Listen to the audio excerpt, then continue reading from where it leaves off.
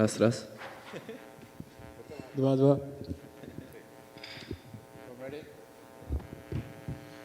Well, welcome back to action. You've obviously been out of the cage for a little while. How does it feel with a fight just a few days away? Как ты себя чувствуешь в преддверии боя? Я себя чувствую очень хорошо. Осталось гонять 2 килограмма и выйти в бой. I feel great. I just need to cut couple pounds and step to octagon. Is it weird cutting weight after such a long time being out of action? Весогонка как твоя прошла, как там, насколько долго она была? Моя весогонка прошла налегке, можно сказать. Особо не нагружался, много не гоняю. Вот еще 2 дня и 2,5 килограмма. Это мелочь. For me, cut weight is very easy. I don't feel something pressure on me, and I just need right now 4 pounds. I eat everything and feel great. What are your thoughts on Cody as an opponent? Что ты думаешь о Коди как о сопернике? Коди сейчас находится в топ-15. Очень физически крепкий, хороший борец. Хороший будет бой. Cody's experienced top 15 opponent. He very physical, strong fighter, good wrestling. He says he plans on dominating you and then going to fight Sean O'Malley. Do you think he's overlooking you? Он говорит, что после тебя он подерется с Шоном О'Мейли. Как ты думаешь, он заглядывает тебе за спину? Наоборот, после него я подерусь или Шон О'Мейли, или хочу вызвать Марлона Вера на бой. No, after him I will fight Sean O'Malley. Or I want to call out Chito Vera. Thank you. Why specifically Chito Vera, if not Sean O'Malley? Почему Чито Вера, если не Шон О'Мейли? Чито Вера последний бой победил Фрэнки Эдгара, нашего товарища по команде, капитана. И хотел бы вызвать его. Sean O'Malley last fight won our team captain Frankie Edgar, and I want to pay him back. Speaking of Cody, he has a lot of decision victories, and he's only been finished once. So when you're watching tape on him, if you do, are you seeing mistakes that Cody is making that maybe his previous opponents haven't capitalized on when fighting him? У Коди много боев решения, только один финиш. Когда ты смотрел его бои, что ты думал? Ничего, у меня тоже много боев решением и нокаутами. Об этом даже я не думал. I don't care about this. 3 раундов бою. I don't care about this. I also have decision, knockout, everything. I'm ready for 3 rounds. Say it over here. I noticed that you reunited with your coach Mark Henry recently. How important was it to have him back?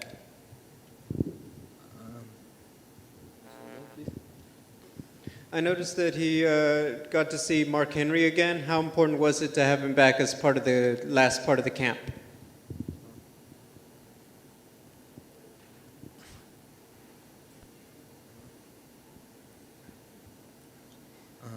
Он видел, что ты встретился с Марком Генри на твоей странице. Насколько тебе было важно встретиться с ним снова? Марк, я не видел тренера 2 года и соскучился. Мы увиделись, посидели, поели пиццу. Он мне дал советы. I didn't see my coach 2 years. I just come to see him, eat some pizza. I miss him a lot of this time, and we spent good time. He gave me a couple advices. That's it. What did you get on your pizza? Какую пиццу покушал? Не только пиццу, мы поели макароны с креветками и сырную пиццу моцареллу. It was cheese pizza, but it's doesn't was only pizza. I also eat pasta with shrimps and mozzarella. And it's still been a great weight cut? И это все равно, ну, для тебя легкая весогонка. Да, есть. Yes. Said, just a question. I'm here on your right. How do you get ready, changing from bantam or feather? What are the changes between being a bantam or a featherweight in your preparation? Какая разница в подготовке 66 килограмм и 61 килограмм у тебя была? Может, он перепутал 57 и... I think he fought flyweight and bantamweight, no featherweight. You're just out of 8 victory, 1 defeat, and Stamann have just been defeated twice. How important are the statistics for a fighter?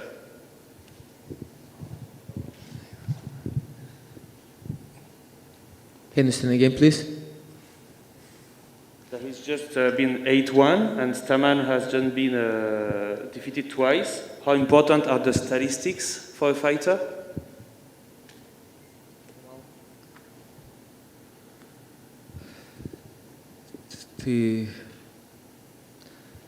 Насколько для тебя важна статистика? Статистика боев, да. Чего? Рекорд и вот это все статистика. Насколько для тебя важна? Рекорд может быть разным, смотря с кем ты дрался и какая у тебя позиция. I don't care about statistics and record. Most important, who was your opponent, who was in front of you. Thank you. So I know a while back you called out O'Malley, and he's been since added to the rankings, so that fight probably won't happen for a while. But similarly, you had Jack Shore lined up, but that's now been cancelled, and he's got matched up with Valiev. Basically, how long is it going to be until we see you get ranked and you get some of these fights?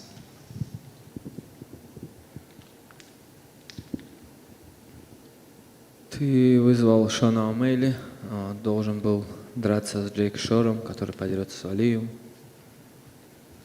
When is Saeed going to get ranked? Does he think so he can get some of these fights with ranked fighters? Когда ты думаешь, ты получишь рейтингового оппонента? Не понял. Когда ты думаешь, ты вызвал Шона О'Мейли, он в рейтингах, ты должен был драться с Джейк Шором. Когда ты думаешь, ты получишь топового рейтингового соперника?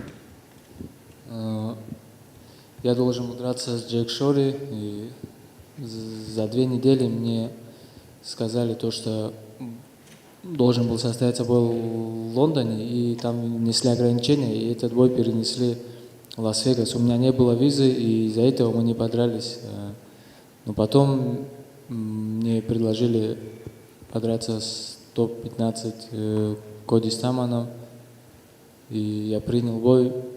Думаю, после этого боя уже будут двери открыты в топ-15, и дальше будет легче. I should fight with Jake Shore in London, but 2 weeks before fight they move the show to the Vegas, and I don't have visa at this moment. And right now I have Cody Stamann. I think after him I'm gonna get top opponent. What does Saeed think to Jack Shore's style?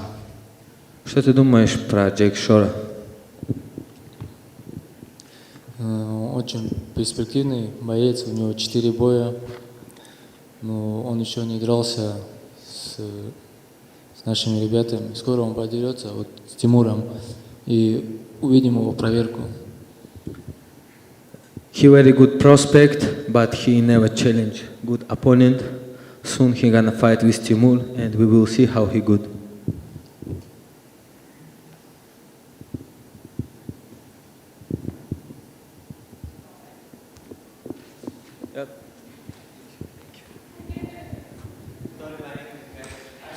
Thank you.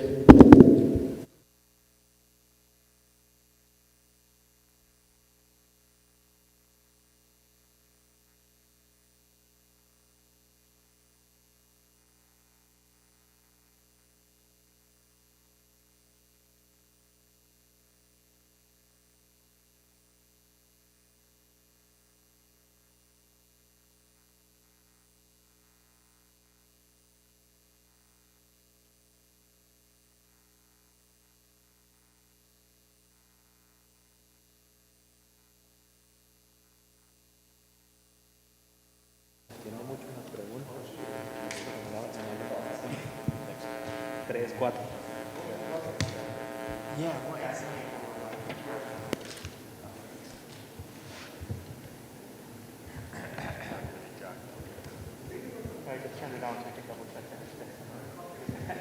I'm right, thanks.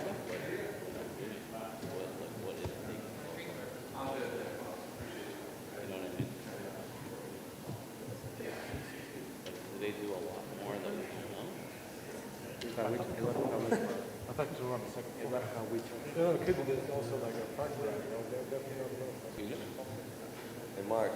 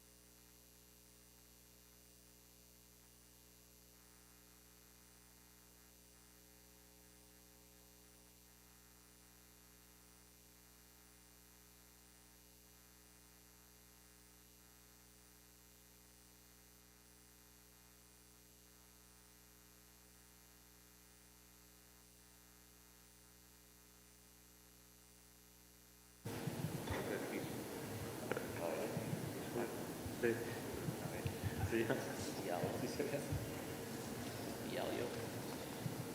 PFL.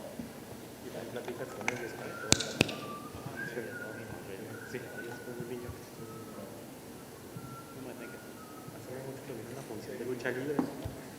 Cualquier aficionado de lucha libre.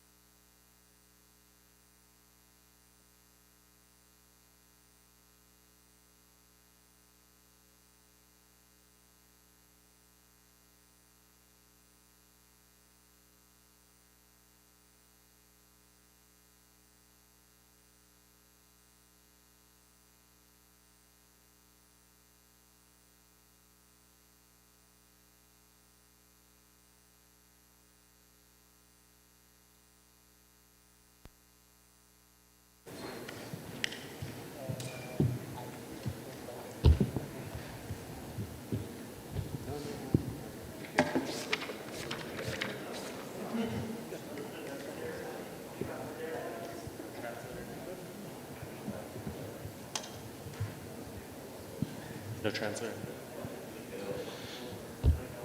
Andre, obviously a big opportunity for you to make your UFC debut on a pay-per-view main card against a fan favorite and everything. Just tell us how exciting it was to get the call for this. Amazing. I'm so grateful. I couldn't be happier. More opportunity. I was sad that I couldn't get the main event last week, but it's even better. It gets even bigger, and I can fight in front of the audience. Yeah, is this kind of like a dream debut for you to be fighting on this platform? You're setting the stage for 2 big title fights and everything. It seems like it's just a dream come true, right? Yes, 100%. The dream will come after my performance, I believe. Not right now. So Michel Pereira is obviously a very unique type of fighter and everything. What are your expectations for him in this fight? What do you have to do to prepare for his style? I just gotta be myself. I gotta stay composed, relaxed, have my feet sharp, and sooner or later I'll catch him, and I'll put him out, I believe.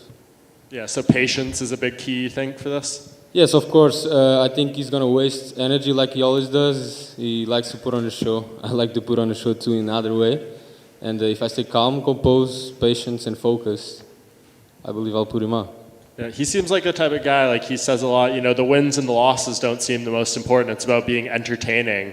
Can you relate to that mindset at all, or for you is it just a much different focus? No, of course not. I'm a winner. I like to win. I hate losing. I've made some mistakes in my career, in my life, but I corrected them. And I believe now at my best. And, when you say that, what's the number one thing, whether it's a mistake or a correction, that you had to make to get where you are now? Well, I was not disciplined, I was not focused, I was not consistent. I thought I was the best already. I thought nothing and nobody could stop me. I thought I just had to punch them and they would go out. I didn't have to train. But I've grown, I've matured, and I'm a different man, I'm a different fighter now. So if you win this fight against Michel, where do you think this puts you? I mean, this would be a big way to make your UFC debut. What are your kind of goals for the short term after this fight? I don't know. I'm in great hands now in terms of management, so I trust them and I believe whatever they throw at me, I'll accept it. I'm just focused on Michel now. He was going to fight a top 15. I would love to fight. I want to fight the best guys in the world, but only if the money makes sense, and I'll let that to my management. I just got to focus on fighting and put guys to sleep. Right here. Given this, you took this fight on short notice for your UFC debut. Is there a silver lining in the fact that it's not weighing on your mind for so long? You can just jump right in. I assume you were ready. You could just jump right into this fight. You don't have to do all the interviews and the media and the preparation. You can just get ready for this fight right away without all the noise surrounding fight build-up. Is there any silver lining in the fact that you took this fight on short notice, so you didn't have all that noise leading up to the fight? You just could get prepare for this fight without all the interviews and stuff before? Well, I don't know. I'm just so happy. You know, I feel blessed. I'm zero anxious, zero nervous. I'm so happy. You know, I'm grateful, and I'm just gonna try to enjoy it all. Is this your dog right here? Yeah, it is. Do you normally bring your dog to fight weeks? Yeah, I don't have nobody to live in with, so yeah, normally I do. He's my best friend. What's his name? Rocco. Well, speaking of Michel, the last time he had an opponent switch at the last minute, he obviously lost the decision. Do you think that's the blueprint now out there to beat him, to just kind of pressure him and take him off his feet and avoid all of his antics he does in there to tire himself out? I don't know. Like I said, I just gotta be myself, stay sharp, focus. He throws some crazy stuff, and I just gotta stay sharp. When I connect, I think I'll be able to put him out. Then finally, he has a lot of submission wins too, but I think fans kind of know him as this exciting striker. Do you think his submission skills are underrated in the eyes of maybe fans and fighters? I don't know about that, but I've had some friends that have trained with him, and they told me that his ground game is not that good. So I don't know. I guess we're about to find out Saturday night. In training, how important is it to have people copy him, or do you just focus on what you're going to do and not, have someone try to flip around like he does and everything else? I didn't have time for that. They called me Monday night. I took a plane on Tuesday, 5 a.m. right away. I just gotta be myself. I gotta focus on myself and do what I do best. Thank you.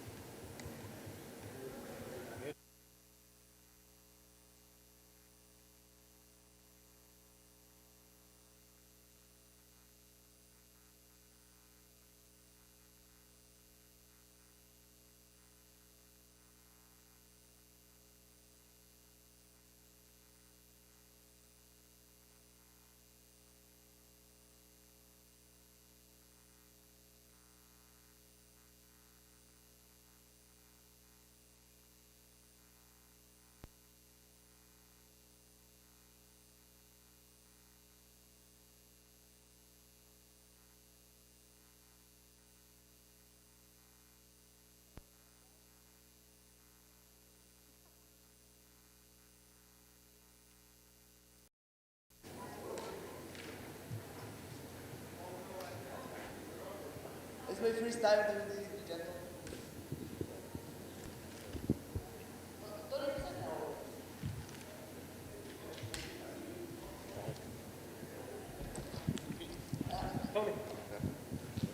What's up, Ellie? What's up, Ellie? Who's Ellie? Let you finish your water first.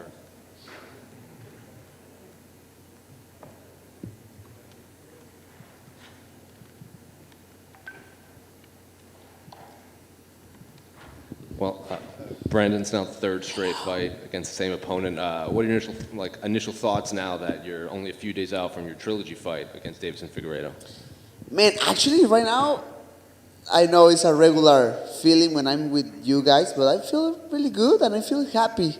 More because my training camp for this fight was, was crazy, was very hard.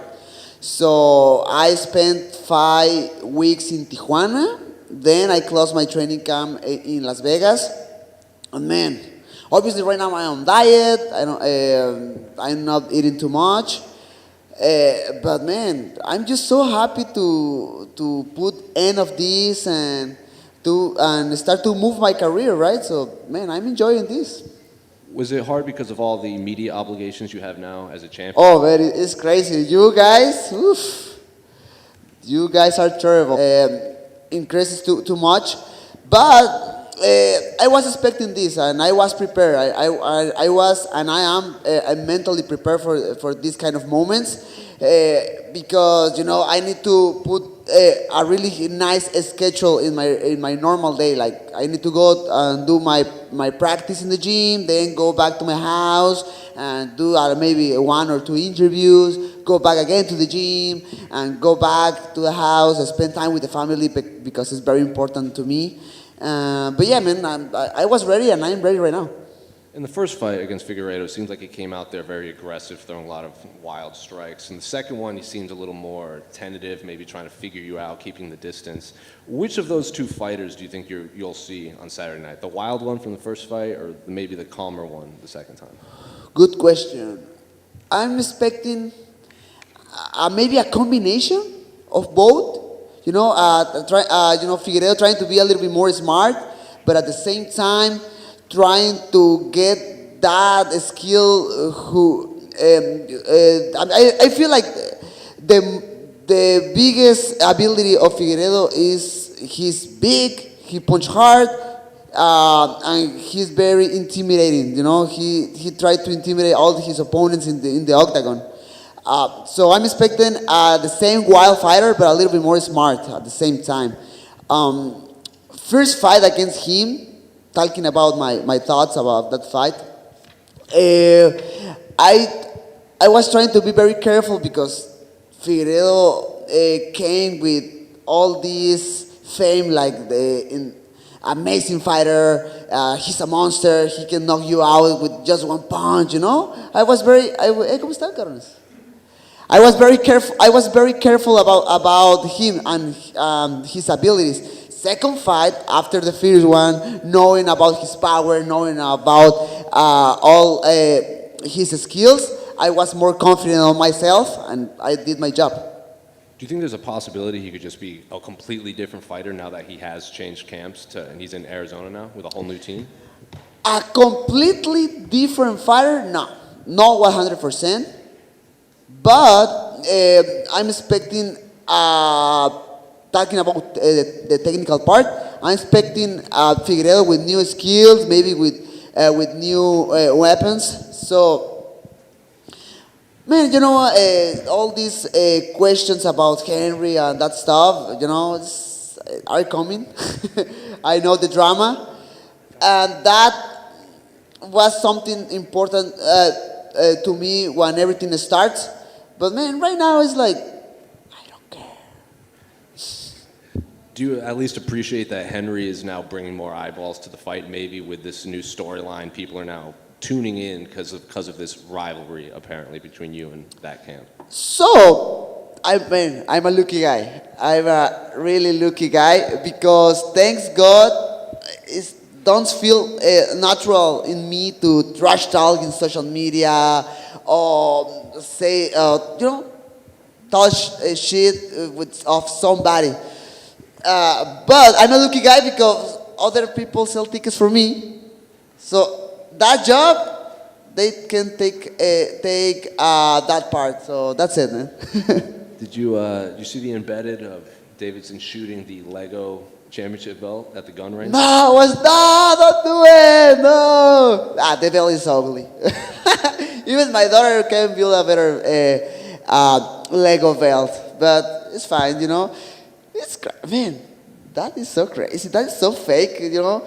I mean, my respect. They are the king of the cringe. My respect. Brandon over here. Let's go, baby. I did want to ask, man, how was it getting that Lego belt finally and being recognized finally as the Lego champion of UFC? Man, it was awesome because you need to watch the belt in person, man. It's huge, it's nice, it's perfect. With the UFC and all the history, I went to the Apex. Hey, you need to come at 2 p.m. To the Apex. Like, oh, okay. I went there. A few cameras. Like, why we need cameras? And then put your mic. Why do I need a mic? Why do I need a mic? We need to go to the octagon. Okay, I don't know why, but let's go. And the Iris was there. Like, hey, man, we know you are the champion, and we know also you are a really huge Lego fan, so this is for you. And then, man, awesome moment. I really appreciate that kind of moment for the UFC and the artist. Did you see former champion Jan Blachowicz got a Yes, statue? man, he's awesome. Were you jealous that you did not get the full thing? I mean, not jealous, but it was like, oh, that's awesome, that's nice. So if you don't know about this, it's a huge piece of Jan Blachowicz goes with his belt. Was nice.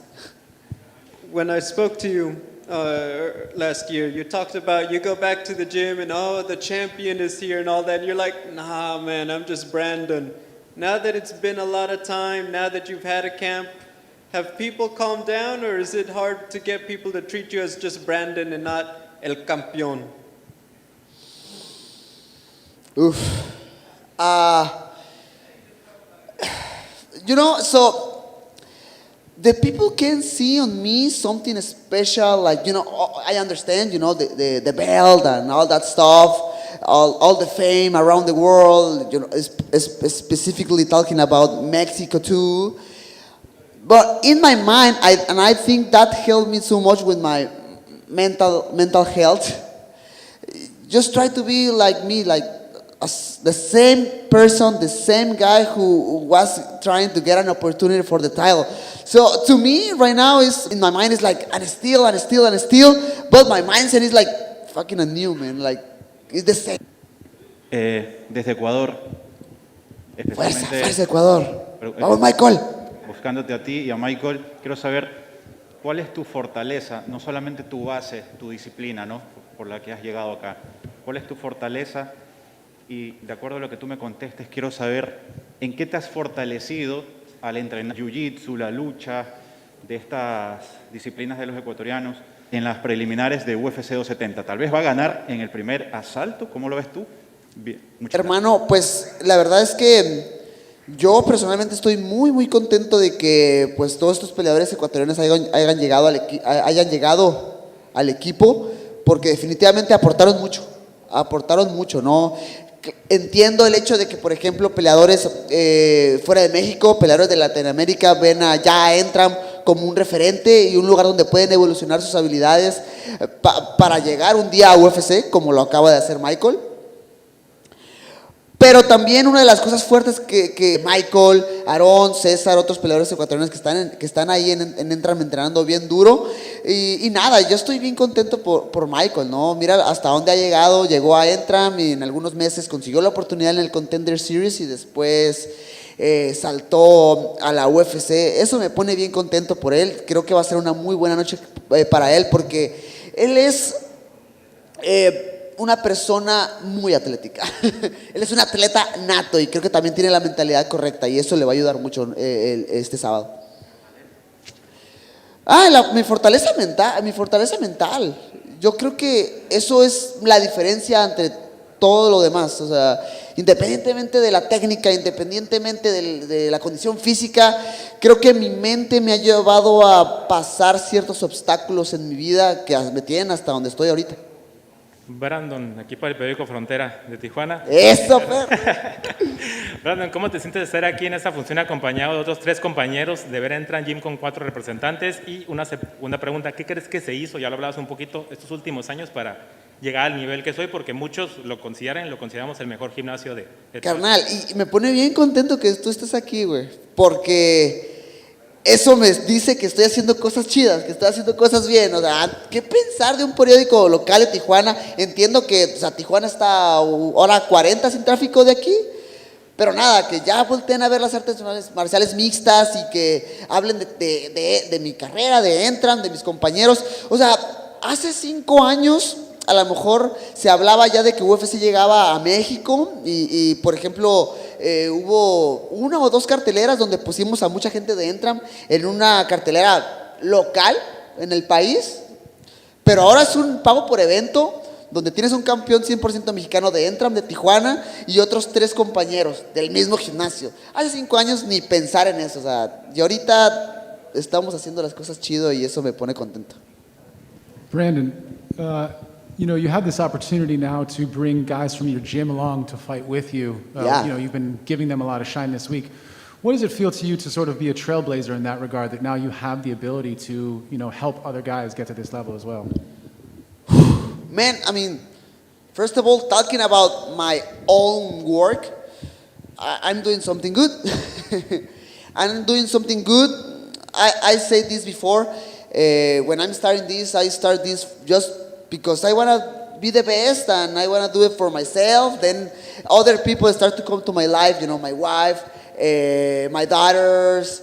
But when you start to go forward in this journey, other people can get some benefits, all right? So I'm so happy my job is helping other guys to get their own dreams. So right now, like you say, we are 4 guys from the same gym in Tijuana, Mexico. It's very close from here. It's 1 and 40 minutes far, you know, for the border. Think about it, man. Maybe 4 or 5 years ago, that possibility was 0, and now we are doing a history right now. You mentioned that you're fighting close to home at this point. It's about as close as you can get. Do you expect that there to be a lot of fan support for you here? And we thought that you were going to fight in December, actually. So how do you feel about actually having the opportunity to fight even closer? Man, actually, I'm so excited for tomorrow, for the press conference with the people, because that moment can give me a little idea about next. And in Anaheim, we have a huge Mexican fan base. Oh, man, I'm just waiting for those moments. And just last one. The first fight with Figueiredo was the greatest flyweight fight probably ever in the UFC. How much did you learn from that one, and how important was that experience that allowed you to get the finish in the second fight, and how will that also help you on Saturday? Man, like I said before, the first fight against Figueiredo, I was very careful because Figueiredo was doing an amazing job before with their other opponents. So I was very careful in the first fight. Second fight, you know, I can do some grappling with him. I can go to the ground with this guy. Man, so my drama, he changed all his training camp, and I feel like he need to do that, you know, because if he was doing the same thing for this fight, I mean, we already know the result of the fight. But he did well. I mean, he went to other places to try to get a new knowledge. But man, I'm prepared for that, man. I'm prepared for that. Brendan, after your last fight, you went to visit Canelo. Tell me, what did he tell you? Man, that guy is awesome. That guy is an amazing athlete, and not just an athlete, he's an amazing person. I mean, we don't talk too much. It was a little conversation. He told me a little bit about life, about what happened when you go to the top, and then all the fame, the money, and everything starts to come to your life. So be careful with that, Be focused in what you want in your life, because a lot of distractions are coming now. So that was about that conversations, and I really appreciate it because I feel like I have the enough experience right now. I mean, 28 years old right now, but I feel with enough experience to get out that challenge. Now, over the last few weeks, you've gone crazy viral. Thousands and thousands of people. That little clip, maybe not today, maybe not tomorrow. Tell me about that, and how does it feel to go viral and inspire everybody, not only MMA fans? Man, that clip is viral. Even right now, I'm still watching that video, on TikTok and Instagram. That interview was 2017 when I beat Dustin Ortiz. And man, yes, man, I was like focused in my final goal. Like, I want to be champion, and I will be champion one day, and that's it. And it's curious because after that fight, I start to lose, and UFC released me, and a lot of bad things start to happen in my life. But man, this life is about perseverance and discipline, and I'm a live example of that, and I want to show more good things to the world, man. My last question, tell me about your team, Tony Diaz and everybody else. How much did they help you? Tony Diaz, this guy. What can I say about Tony Diaz?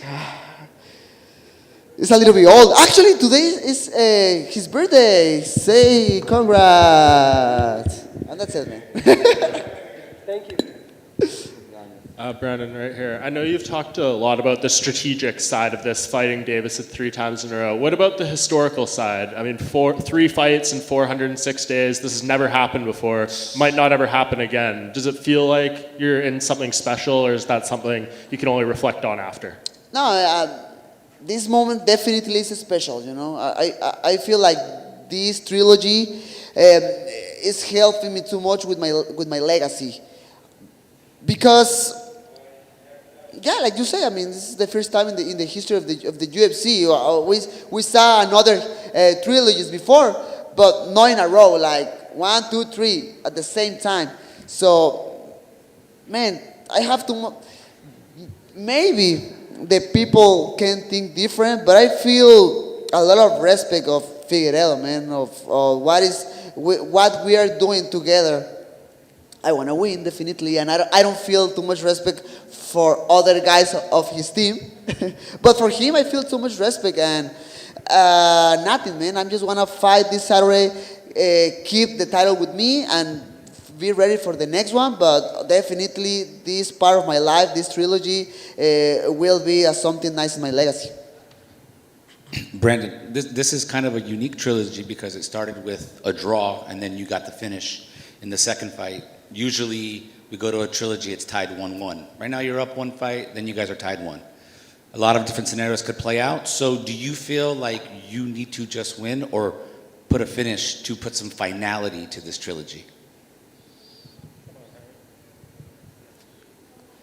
Yeah, maybe that's the goal. Like, just finish this guy. To me, it's not something like personal. Like, he's trying to do this like very, very personal. I understand. It's his kind of business, and I understand. I respect that again. But to me, it's just get this fight, put a finish of this fake rivalry between us, because it's, to me, it's just business. Go and fight, get on a better life for my family, for my wife and daughters, get on a bigger house for my Legos too. That's it. Thanks, Brandon. Hey, Brandon. I don't want to look too far ahead, but who do you think's looking like a good contender for you to fight after you beat Figueiredo? I mean, Askar Askarov has an important fight against Cara France, so the winner of that fight can be the next one. Pantoja is definitely a possibility. He beat me twice in the past. Alex Perez is there too. Against Cara France need to beat Askarov, but his last performance against Cody Garbrandt looks like impressive. So man, right now I'm very focused in Figueiredo.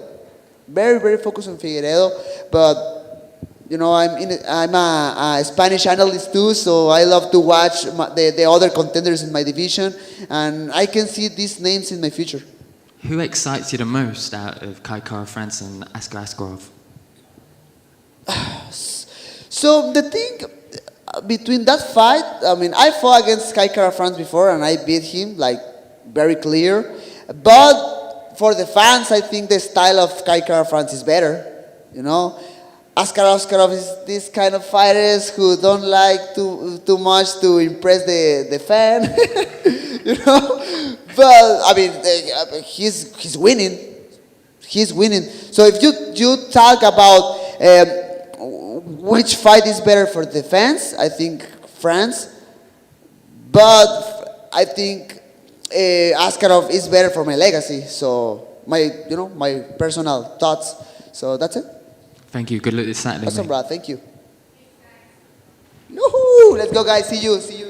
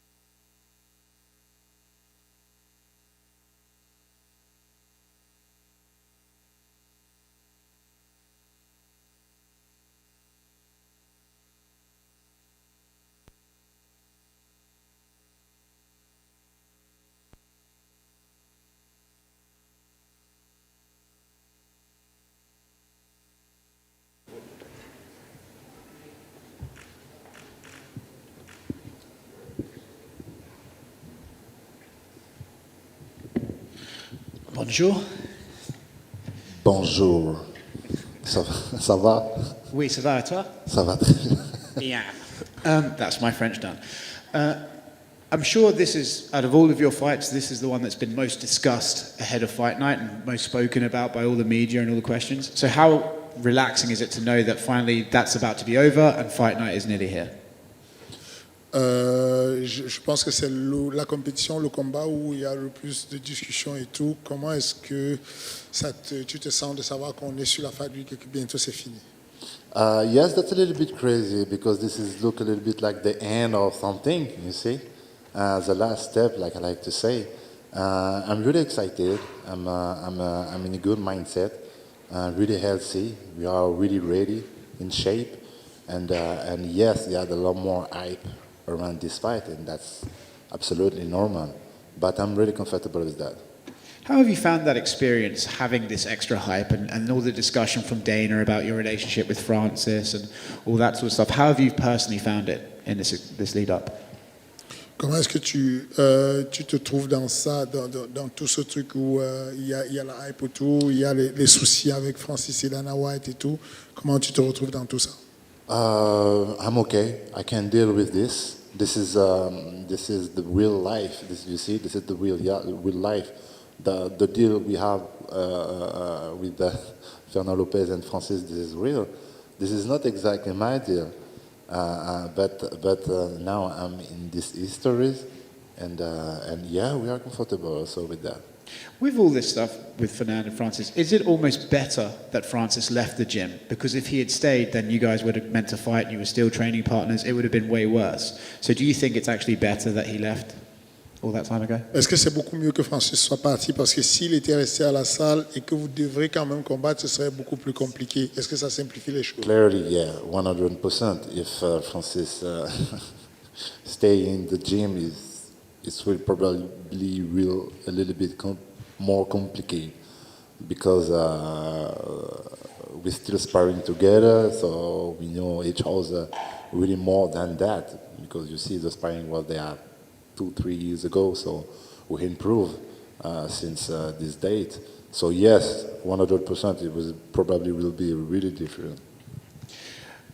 This fight has been discussed by everyone as your technique versus his power, but is there something that fans and media in this fight are not seeing that you think will play out in the cage on Saturday? Les gens présentent ce combat comme étant ta technique contre sa force. Est-ce que tu penses qu'il y a des choses que les fans ne savent pas, beaucoup plus compliquées que ça entre vous deux, enfin qui pourraient être plus que ça, plus que juste technique contre force? And I have a power also, you see. So this is not exactly the power against the technique. So, but we will see. We will see. Is there a chance Francis could be fighting emotionally on Saturday with all the extra stuff outside the cage? Est-ce qu'il y a des possibilités que Francis soit ému dans son combat et qu'il ne soit plus lui-même avec tout ce qui se passe autour de lui là? How I can ensure about that? That's not possible. I don't know. I'm not in his mind. Maybe. But one thing sure is really focus on this fight. A lot of media talk to me about, his future with Tyson Fury or something like that. Yes, he talk about his future, but he's really focused on this fight. Last thing from me. You are the interim champion, but do you feel like a champion, or will you only truly feel like a champion after you beat Francis? I'm the interim champion. I'm not the champion. I'm not the best guy. I'm not the baddest guy in the world. Today is Francis. If I want to beat this guy, I must to beat Francis at first.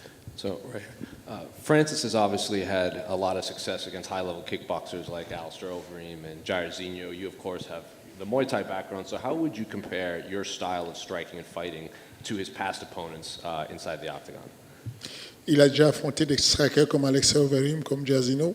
Comment est-ce que tu compares ton style de combat, ton niveau de striking par rapport à Jairzinho et par rapport à Overeem, par exemple? We are a little bit different. I think I'm a new version. This is a new era. You see, you have the guys like Thomas Menard, so another new guy in this division. We are a little bit different. I think we understand something more. And that's why it's going to be different. It's going to be different. This is not a disrespect for Overeem or Jairzinho. This is an excellent fighter too. But this is really different. This is really different. Well, speaking on that, like you mentioned Tom Aspinall, and there's a lot of other young heavyweights coming up. And for years, I guess fans and media said, and you just have to be powerful in the heavyweight division. You said now this is a new era. So why do you think it took so long for these UFC heavyweights to kind of adapt to this new style, as you're saying? Pourquoi tu penses que ça a été aussi long pour que les gens comprennent, que les nouveaux poids lourds s'adaptent et comprennent que c'est la nouvelle ère et qu'il ne faut plus juste compter sur la puissance? I'm not sure. I don't know exactly what is the good answer. I don't know exactly. But yes, when I started, I think I was the first guy look like that. I think when we started with TKO, I remember in the media, social media, a lot of people told about my physique, talk about a lot of about that. But the people, but approve it. This is not a weakness. And finally, before you came in, Brandon Moreno was in here, and he obviously represents Mexico as the champion, and he gets pulled in a lot of directions to do media and interviews and everything. He said training camp was hard, bouncing around and everything. So how has life been as an interim champion for you back home in France? Avant que tu n'arrives dans la pièce, il y avait Moreno, le champion des poids légers qui combat sur la même carte que toi. Et il est tiraillé de partout parce qu'il représente le Mexique. Il est le premier champion mexicain. Et il est persécuté. Comment tu vis ça? Comment tu vis le fait? Comment ça se passe pour toi? Est-ce que tu es persécuté? Est-ce que tu es tiraillé à gauche, à droite pour les médias? Oh yes, of course. You have a lot of date with the media, a lot of I don't find my word, but you have a lot of things like that. But that's okay. That's really normal, and I must do that for my country. I must do that for the future fighter from my country. You see, this is something new in my country for the big fan, and I can deal with it. And this is a part of my job, and I want to do it. The fight, just in general, the sportive need the media, and most in my country because I must to bring that of my country. You see, I must to make this shine on my country. Ciryl, right here. Ciryl, you talk about you're not the champion until obviously you get that undisputed title, but you've gotten to enjoy a little bit of it. You do the photo shoot with the belt around Paris. The pictures come out really cool. I mean, what's that experience like to get a taste of being the champion and everything that comes with it? Tu dis que pour être champion, il faudrait que tu battes d'abord Francis. Cependant, tu as quand même profité et tu as goûté à ce que c'est que prendre des photos avec la ceinture intérimaire. Qu'est-ce que tu as ressenti de goûter ça? Comment tu as ressenti? I felt the people are really proud about that. This is not the champion, but this is the interim champion. But this means something. This is not nothing. You see, this is special too. And to bring this in my country, we was a little bit surprised because there are a lot of people. We didn't organize something really strong, really hard, but the people are really present, and this is making me really happy. Some people say you are the most photogenic fighter on the UFC roster. Yes or no? No, this is not true. I'm not sure about that. Who's ahead of you? Who? Qui est au-dessus de toi? Who? This is a good question. I don't know exactly, but I'm going to give you this answer after. Thank you. You're thinking about who? Me? Yeah, Bogos. Who is Bogos in the UFC? Bogos. Alan Bodo, my guy. Yeah, this is good. Ciryl over here. Francis has been talking a lot about boxing Tyson Fury. If you are to beat Francis, where do you think that puts you? Does boxing even interest you at this stage in your career? But you see, when I started the MMA, I'm looking for I was not sure. I studied MMA, but I got another option, is what the boxing, because I talk with the team in boxing. And I chose the MMA with Fernand Lopez because it gave me a good plan, so that's why. But I'm really interested about the boxing game. I'm really interested about the basketball, the soccer, the golf, any sport, so you understand me? But yeah, it was an option. It was a big option before the MMA. So why not after? Yeah. And if tomorrow I beat Francis, of course, it will be me. Are you any good at soccer? You say? Are you any good at football, soccer? Yeah. I was a great player in any sport I did. Lastly from me, have you been a little bit disappointed in how things have been handled between you and Francis during this build-up, or did you expect this? Est-ce que tu as été un peu déçu par ce qui s'est passé entre Francis et toi ces derniers temps?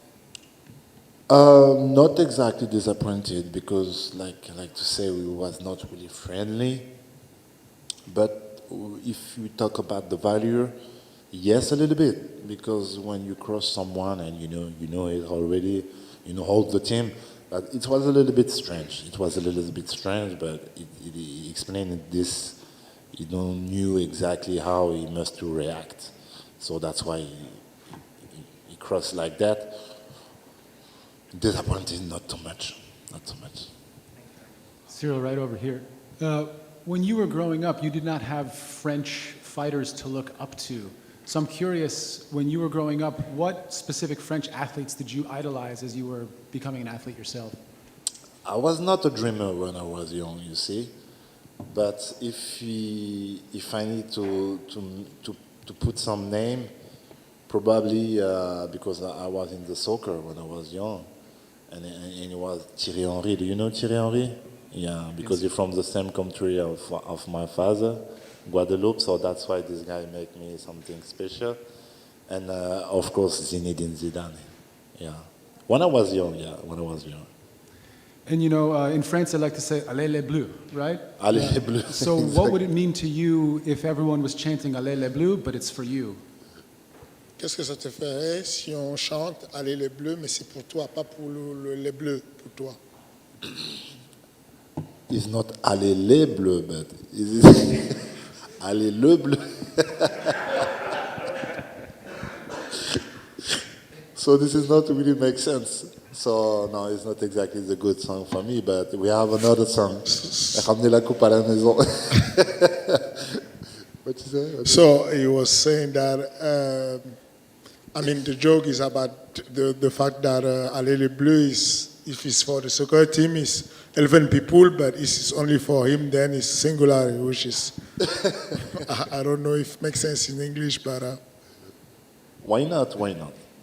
And then I'm curious, what's a bigger MMA fight in France? Is it Francis Ngannou versus Ciryl Gane, or is it Bouba versus Karis? Qu'est-ce qui met le meilleur des combats, des deux combats, Bouba versus Karis ou Francis et Ciryl? I don't know if this fight gonna happen one day. I don't know exactly, but this is probably make a lot of hype. But I think today 100% it's Francis Ngannou versus Ciryl Gane. Yeah. And you know, when those rappers were trying to have that fight, it almost made a joke of MMA, right? When people in France don't know that much about it. So how important is this weekend for the growth of MMA in France?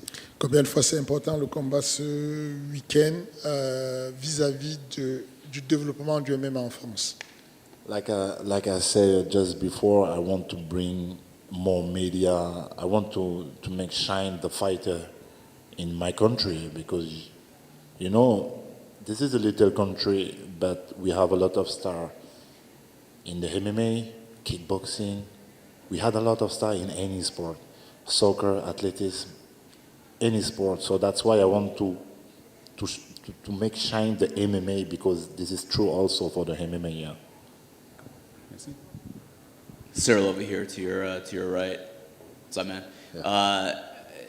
John Jones. Possibility he is going to be in attendance on Saturday. I know obviously you're focused on Francis, but how much, if at all, have you thought about John Jones possibly being next?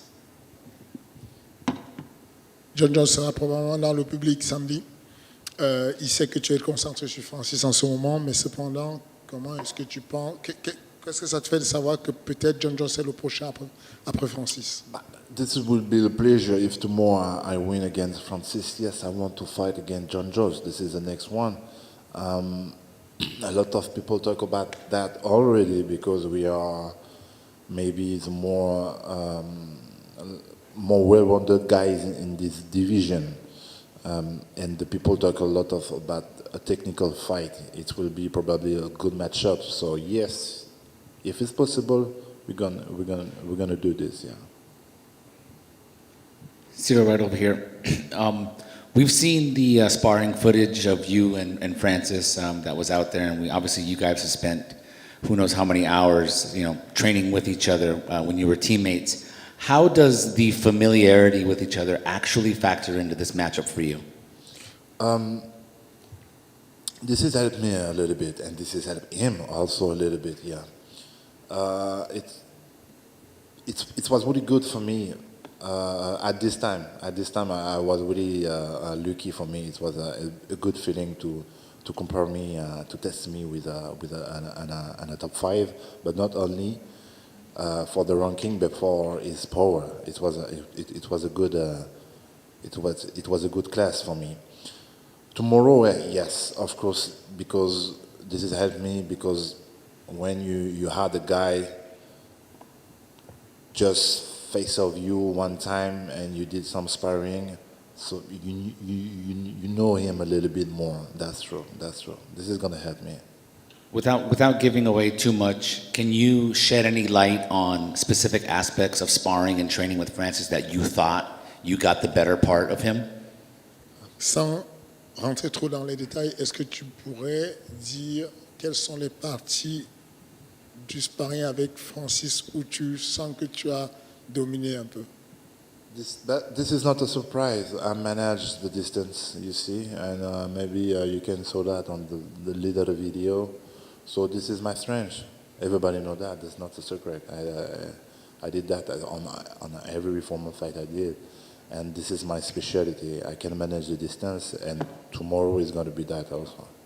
And then the last thing I want to ask, obviously so much is made of Francis's power, and we've seen his power on display in the octagon many times. Sparring and training, obviously, I would think is not a 100%, but you have felt him at least in some way. Does that help you with your confidence facing him at full speed this time? Tout le monde parle de la puissance de Francis. Tu as déjà goûté à la puissance de Francis. Tu es familier à cette force-là. Est-ce que ça va t'aider? Est-ce que ça va changer quelque chose le jour du combat, le fait que tu aies déjà senti?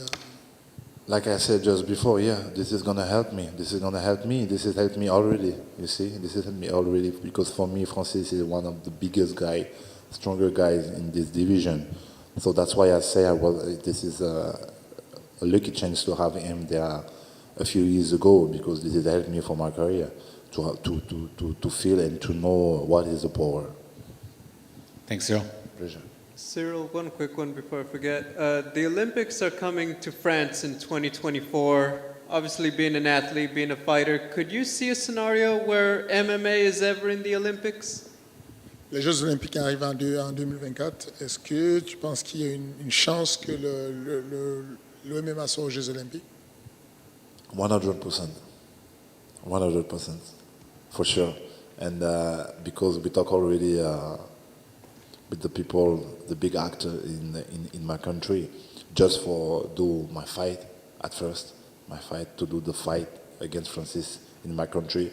Everybody want to do that. Everybody was ready for that. Everybody want to bring that in my country. So to have that in the Olympic Games, we have 2 years front of us. So yes, this probably make happening.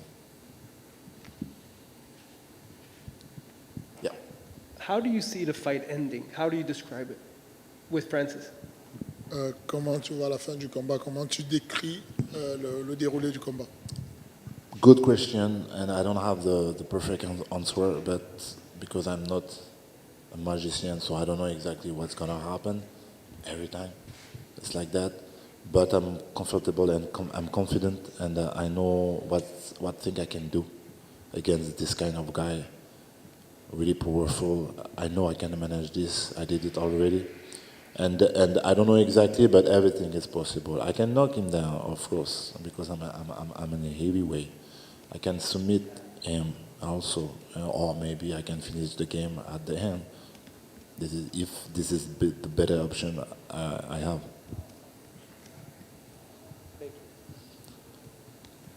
Thank you, everybody.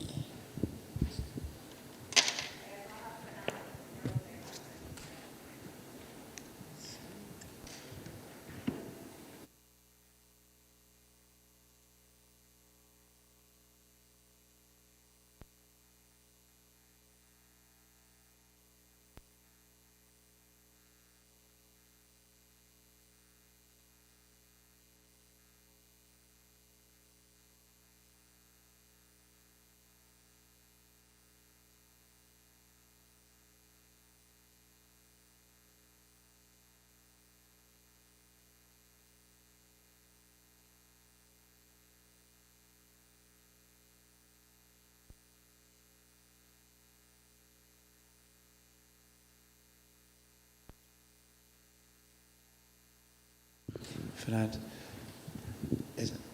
obviously you've sort of been a big part of this build-up with the history with Francis and everything like that. I'm curious, is there any part of you that regrets how this has played out, or if there's anything you would have done differently? No, what I regret the most is the falling down with Francis. Because when you spend that amount of time with someone, sharing the rooms, the hotel rooms, sharing the fly, sharing the training, you suddenly get attached to him, and when you got fall out, it's kind of, it's disappointed, and that's it. But what happened next is very fine for me. I mean, I'm good for that. I mean, it's on his family, new family, sport family, and I have my own new family sport, and we are fine with that. Do you think you and him could ever sort of reconnect and settle your differences, or do you think it's probably too much has been said and too much has happened?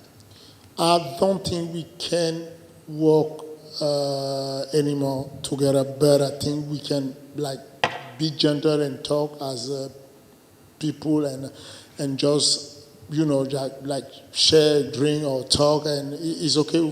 I'm fine with that. I just met this morning with Bumps with Nicksick, one of the best coach in the world. I really like what he's doing. I think that he did an amazing job bringing Francis to that belt and bringing him to be calm, to be collected. So and we had very good work together. He's a genuinely nice person, and we were saying each other how we should be happy for this event happening, and there's no any bad blood there. Do you think Saturday night might be emotional for you to see your two students fighting properly, or do you think you'll be able to separate yourself? Absolutely, 100%. I don't know. I cannot exactly tell which kind of emotion I will be having on Saturday, but certainly I will have. I mean, if you take just as a random fight, whenever you coach someone, you are kind of emotional because you coach him, you attach to him, and then you can help him more than speak. But this one is even worse because I know the guy in the other side of the cage. We share things together. And I have some thoughts that I think he was wrong in many things. And if on Saturday I make him lose that fight, that might be a victory on the mindset that I had. And if he make Ciryl lose that fight, well, that might be his victory, saying that, well, you know what, I was right. You can be successful living in Paris.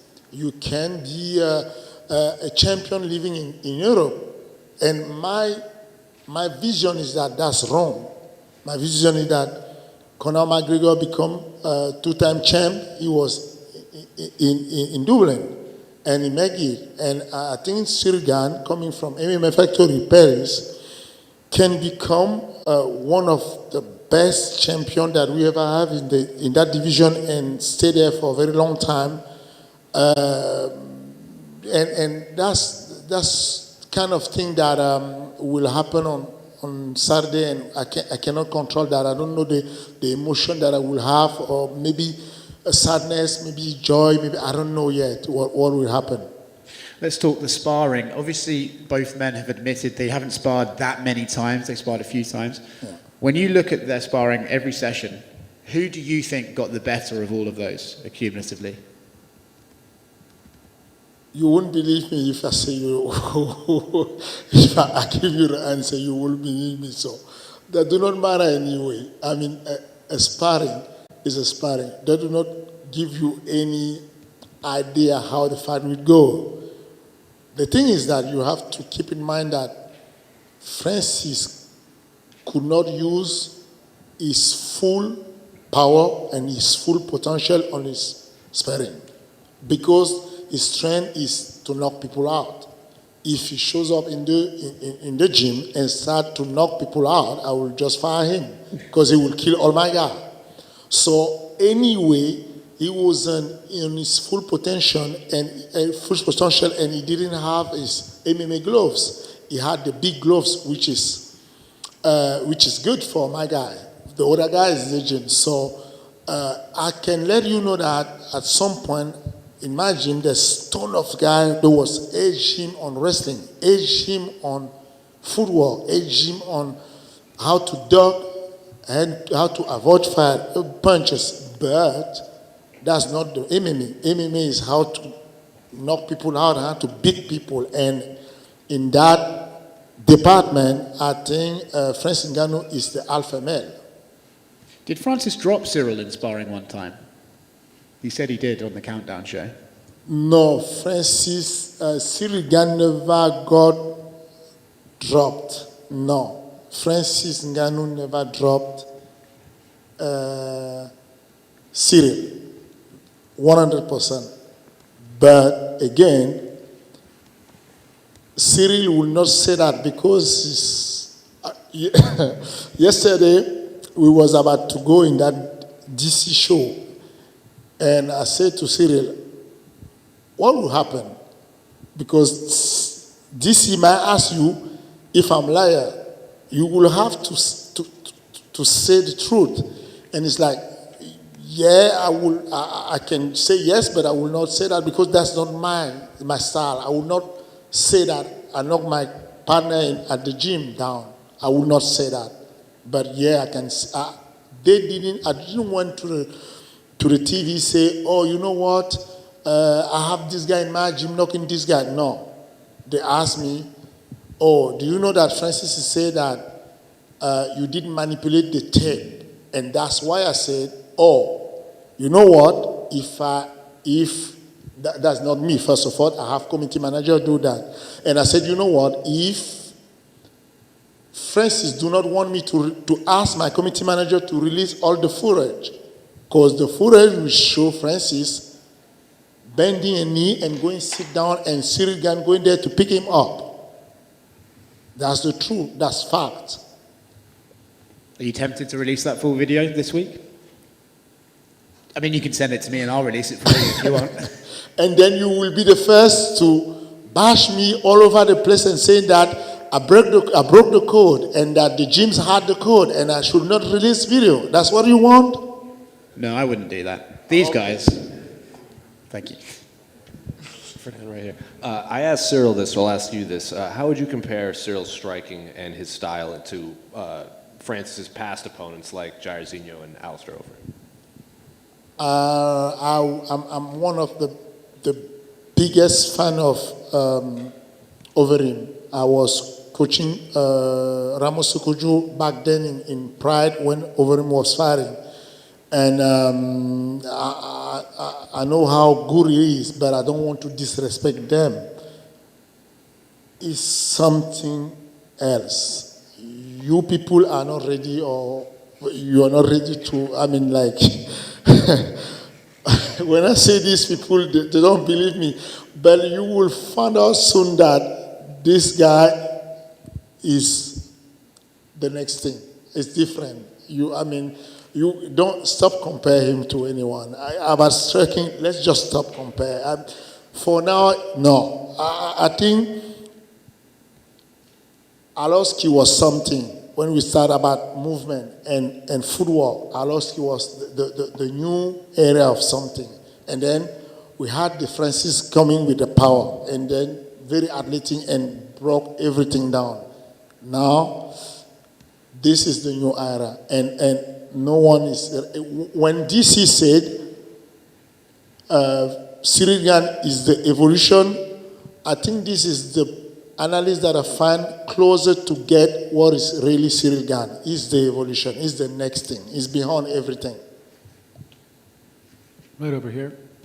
It's not very common that we have the coach come to speak to us on Media Day. That's something different. So I'm curious how you feel about being here in front of all of us, and if you've ever had any concern that you may be taking attention away from the fighters themselves, or are you actually the perfect intermediary to tell this story for all of us? I'm not worried about that because my father know how good and how hard I love them and how hard I'm pushing them to the light. I mean, if you was my father, you know that I'm ready to die for you. I'm ready to push you. I'm ready to lift you the higher that you can get. So I'm not worried about that. When I'm sitting right there, I know that Ciryl over there, you know that I get his back. So I'm not even worried about that. And again, I don't have only one heart. I'm a trainer, but I'm an agent. There's not too much guy that have that posture that I need to train the guy and shut them out, and as an agent, as a manager, I need to sell the fight. I need to push them. I need to let people know, hey, I have something. And so far, I didn't lie to anyone. When I write to Joe Silva and I was trying to sell Francis to the UFC, Francis was 3-1. 3-1. Who will believe on his father to try to sell him to the UFC? 3-1. I did that. And we finally signed him 5-1. When I signed Ciryl Gane in the UFC, it was 2-0. People, they're saying 3-0, but that's wrong. He was 2-0. The last fight that we did in the TKO, he had already signed the contract with the UFC. But because we had to do that fight, we did that fight. This is how I believe on my guy. This is how I love my guy. This is how I push them hard. So I'm not even worried about people saying, oh, you like the light too much because they buy the comment of Francis. When you have someone say to you, you love the light, believe me, he's not a good guy for you. Because you don't even have to ask the light. My former coach, the guy who trained me as a coach, he have a small gym in France. You know what? When he asks me anything, I will give him. If you want to be on the light all day long, I will put you on the light. When you start to find excuses, say... Important things when fighting Francis is to establish good range management, especially when Francis is attacking, because, you know, we've seen Francis come in crashing with a lot of chaotic, wild flurries, almost hypnotizing his opponent with his arms into making an error until something lands. Would you say that's true? Yes, and that's very good strategy from him. I mean, Francis is tough, he's huge. And if he start to move, no matter if he touch you clean or he push you, you're going to fall down if you're not ready. So that's a good strategy. But if there's someone who can deviate that strategy, that's Ciryl Gane. Fernand right here. Good. Fernand, can you talk a little bit about what fight day is like for you as the coach? I mean, how much are you actually around Ciryl? Do you believe in giving a speech before the fight or during the day? Just can you talk a bit about what it's like for you that entire day leading up to get into the arena? The day of the fight, you mean? No, the day of the fight. Ciryl is someone very calm who don't need any... I don't need to rely on me mentally because he's aware of that mental is as a muscle. You need to train the muscle and you need to train the mental. So we have a conditioning coach who is taking care of him, who is talking to him. The name is Usman. And Usman is doing a great job building the mindset since the day one. Even before he started to fight, I brought him to the mental coach, and he's working on that mental very long time. And he don't need me for that. I'm just around him, and whenever the time arrives, we have that music that we put in the room, and we start to pack to get the bag ready, and then we pack everything, and we're on the way to the venue. But nothing special, actually. Thank you.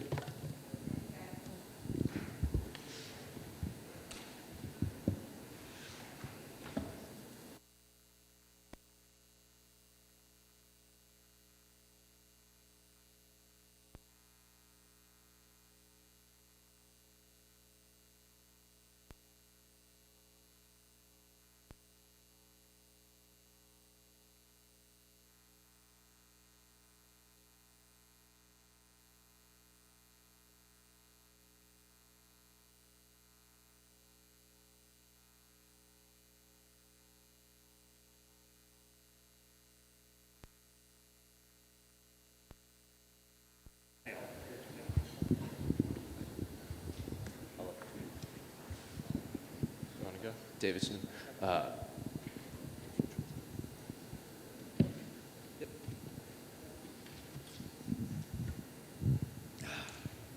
Well, Deiveson, it's now the third straight fight you're fighting, Brandon Moreno. What are your thoughts leading up to this fight? You're only a few days removed from this trilogy.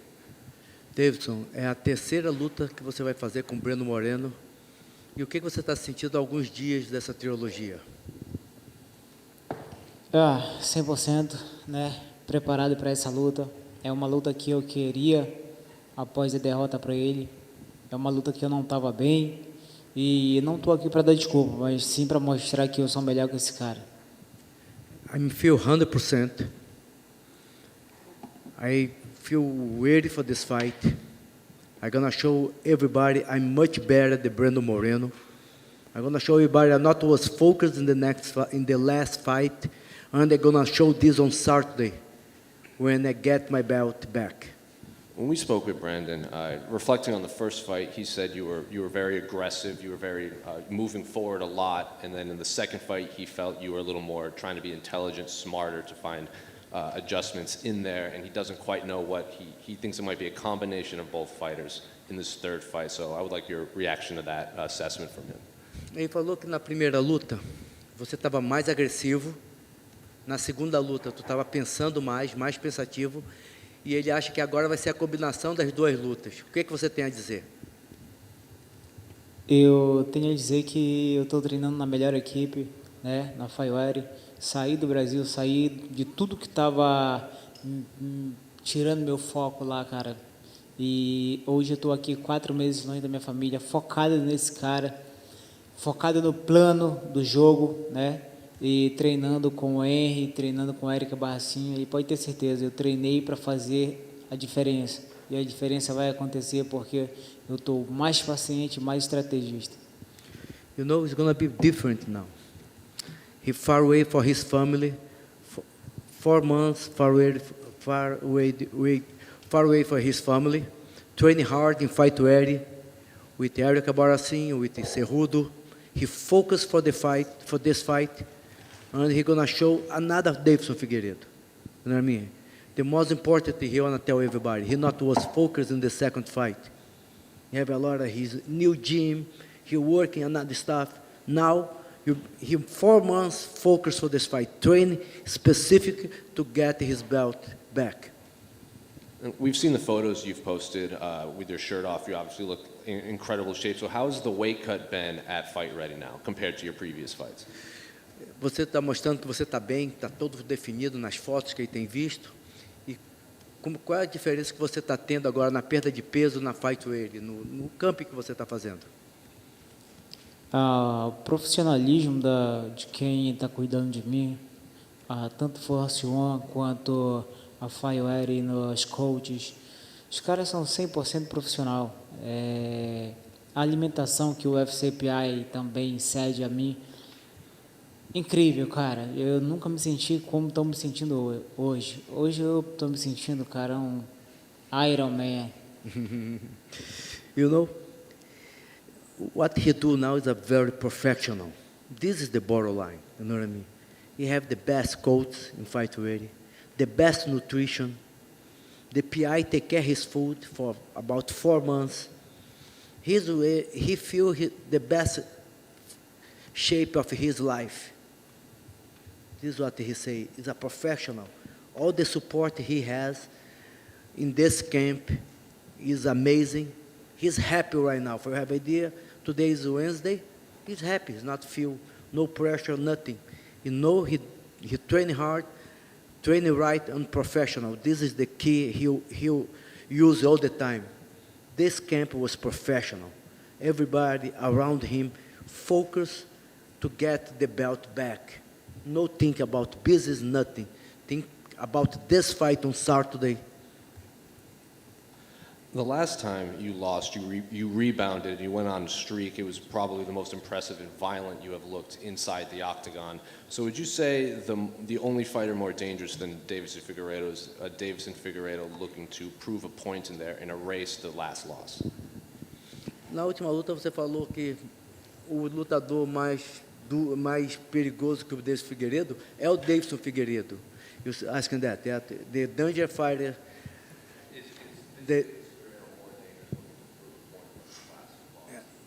E agora que você quer provar que você é mais perigoso porque você quer provar que você é realmente perigoso?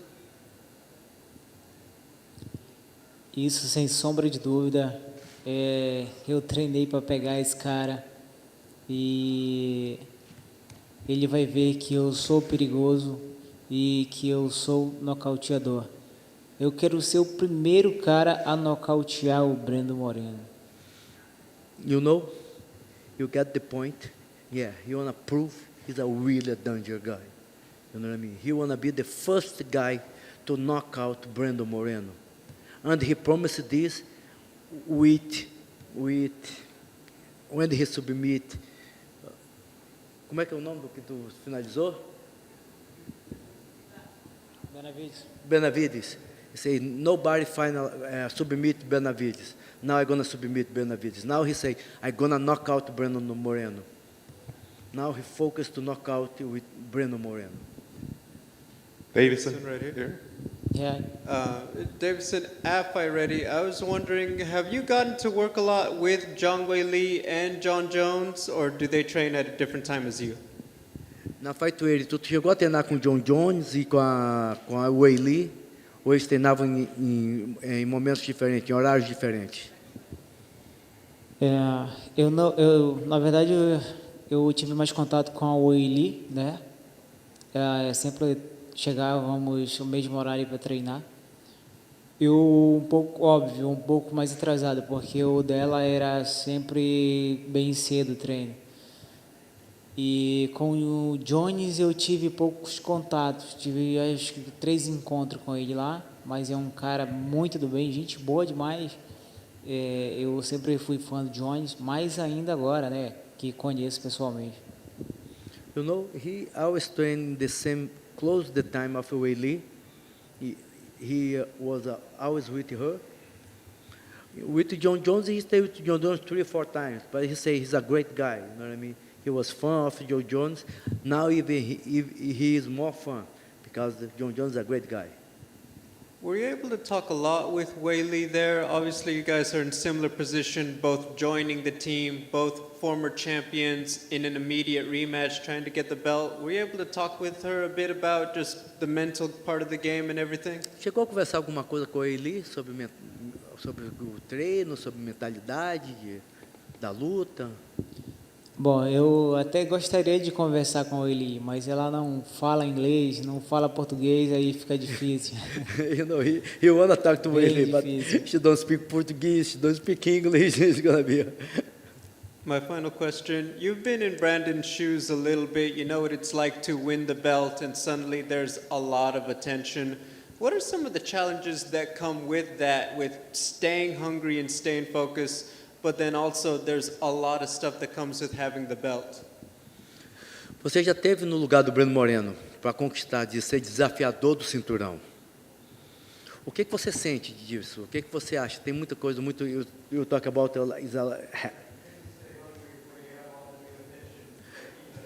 Como é que tu continua com vontade, com toda essa atenção que tu está tendo? Então, cara, é bem engraçado e incrível isso, né? Foi uma troca de posições, né, cara? Eu era dono do cinturão, ele desafiante. Agora eu sou desafiante, ele é dono do cinturão. Enfim, são linhas traçadas por Deus, né, cara? E o bom disso é o foco, a determinação que eu adquiri com essa derrota. Eu saí de casa, mano.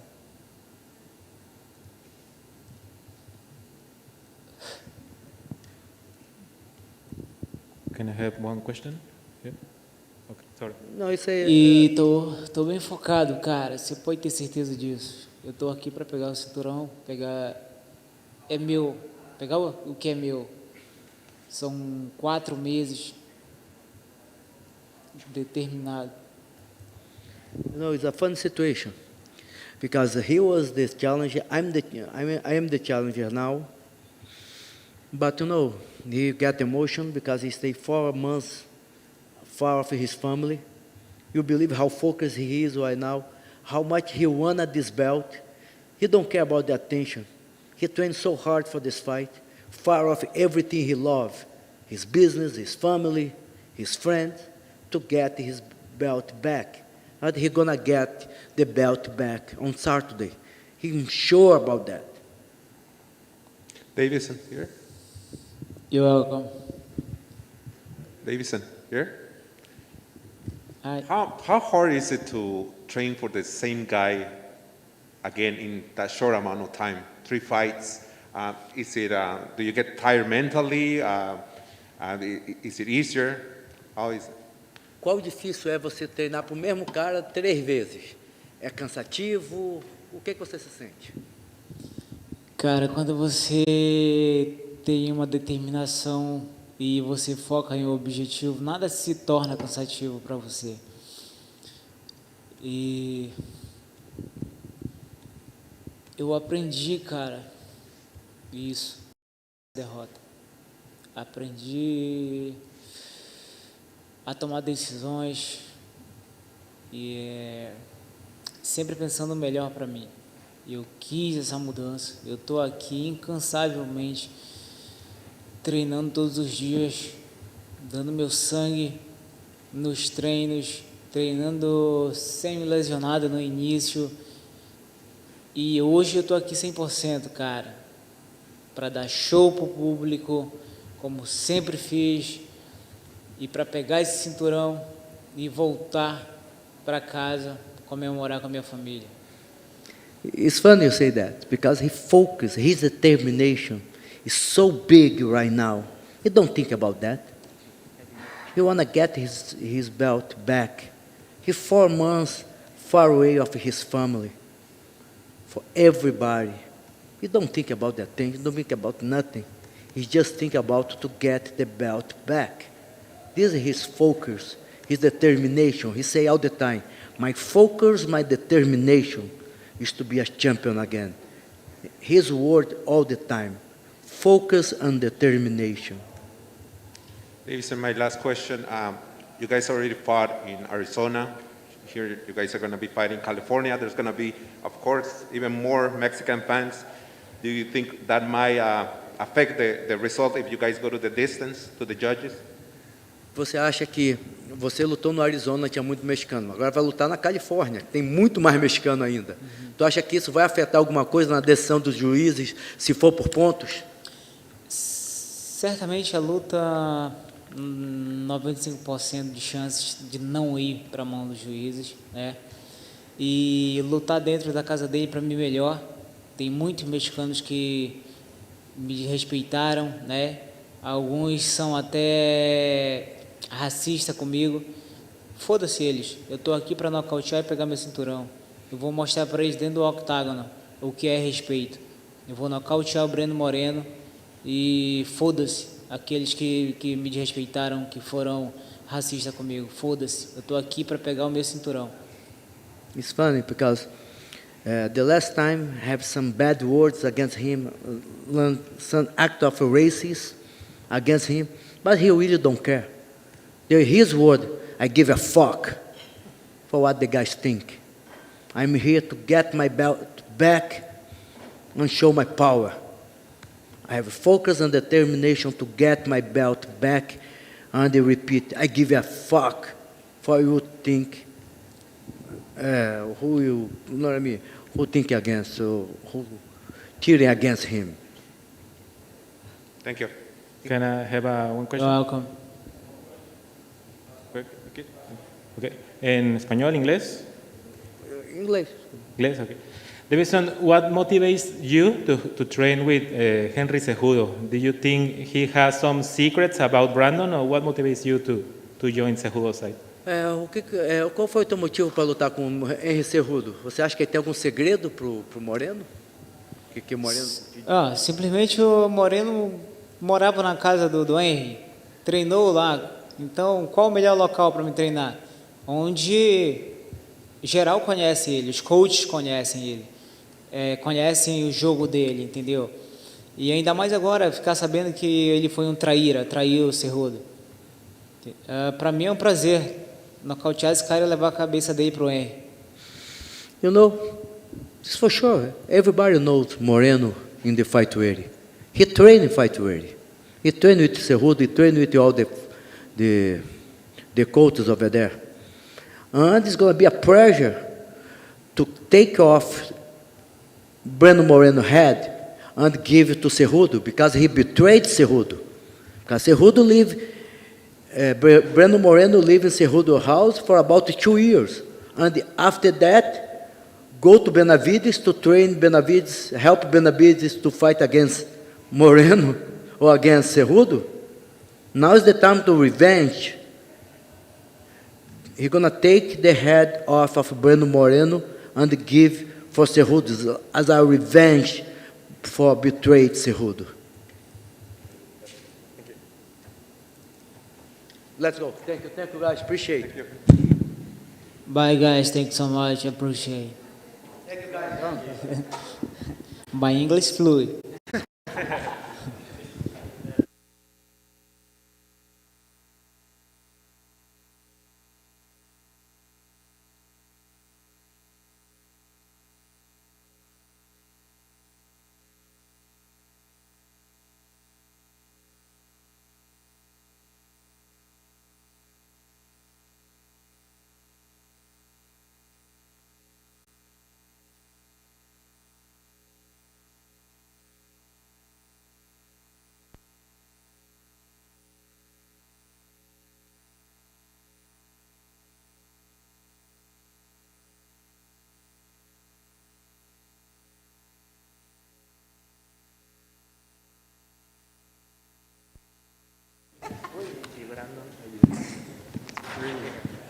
Hey there, a lot of people.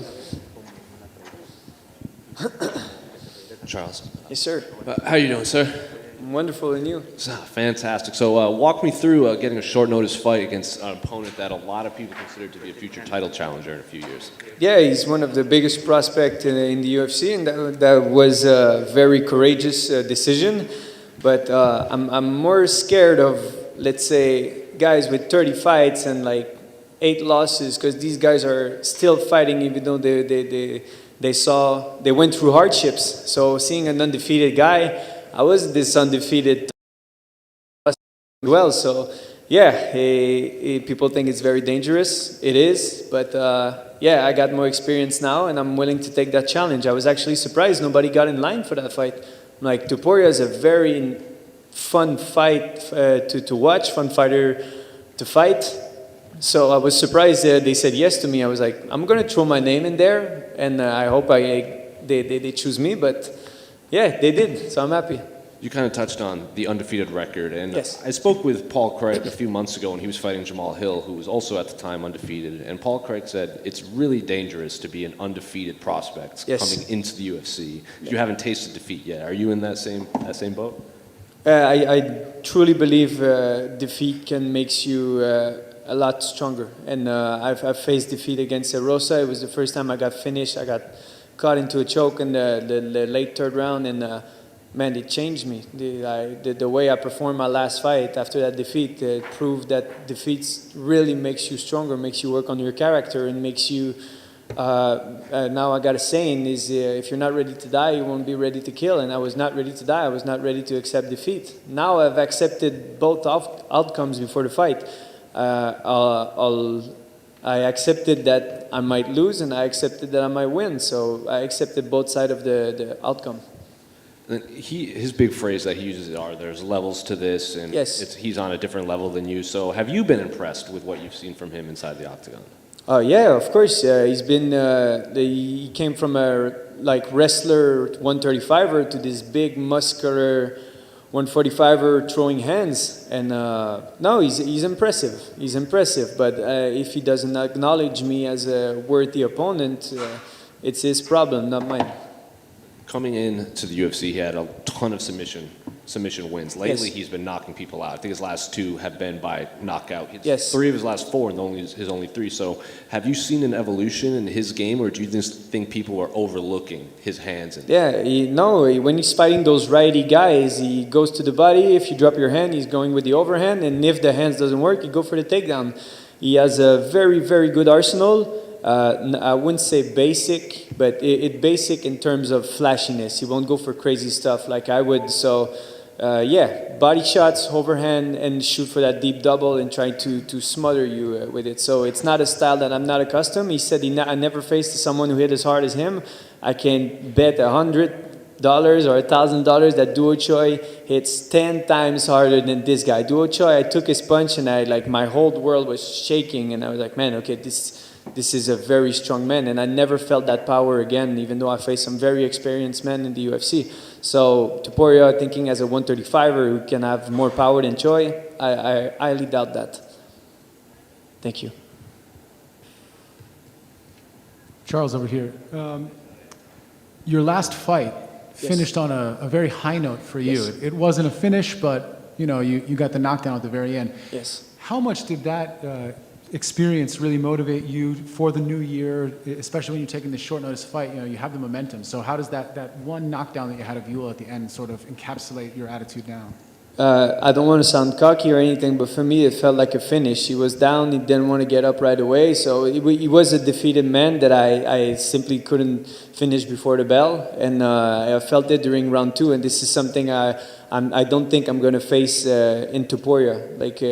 Ewell was just surviving in there, and he was not attacking. That's why I was screaming and trying to overdo it, and when you hunt too much the knockout, you're not going to get it, and that's one error I made. So. But Topuria, I don't think he's going to back down. I think he's going to hit those kicks and he's going to keep fighting. So that's why I'm very curious about the outcome of this fight. I'm sure he's a very, very tough man. But that's what makes this fight so interesting. People are calling this the biggest MMA fight in France because of the main event between a French national and Francis, who was in France. You're not French, but you are French Canadian. So how much does that motivate you, knowing that you are going to have eyeballs of France watching you as well? It's incredible. On Instagram and social media, you can see your statistics of your following, and a big part of my following is from France. So this is big for me. I just talked to Ciryl because if you guys don't know, I was a TKO champion just like Ciryl was. So we grew up in this, not grew up, but we started our career in the same promotion in Canada, and we both become champion over there. I'm not comparing myself to him. He's 10 times, if it's not 100, better than me. But no, it was good. It was good seeing him and seeing all the attraction that the European market has on this fight. Thank you. All right, thank you guys.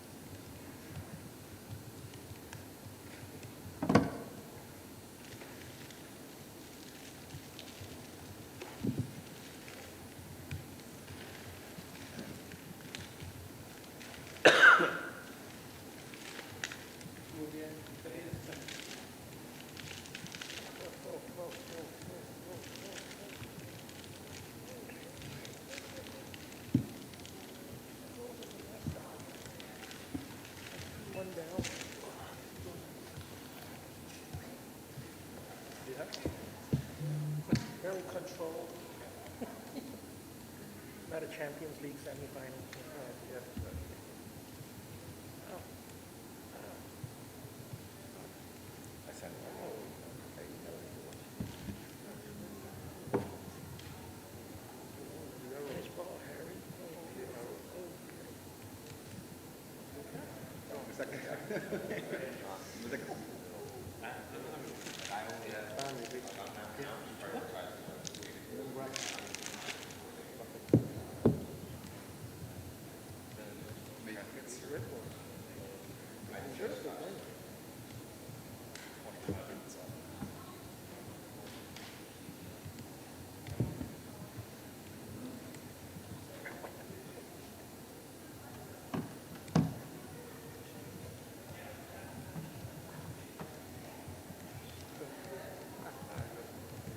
I like his passion. And even when I watch him as a player, what a player.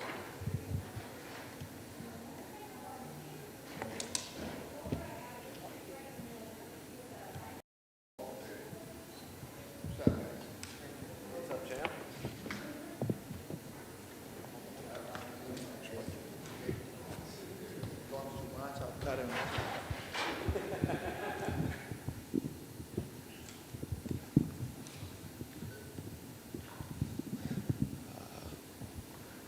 Wellington.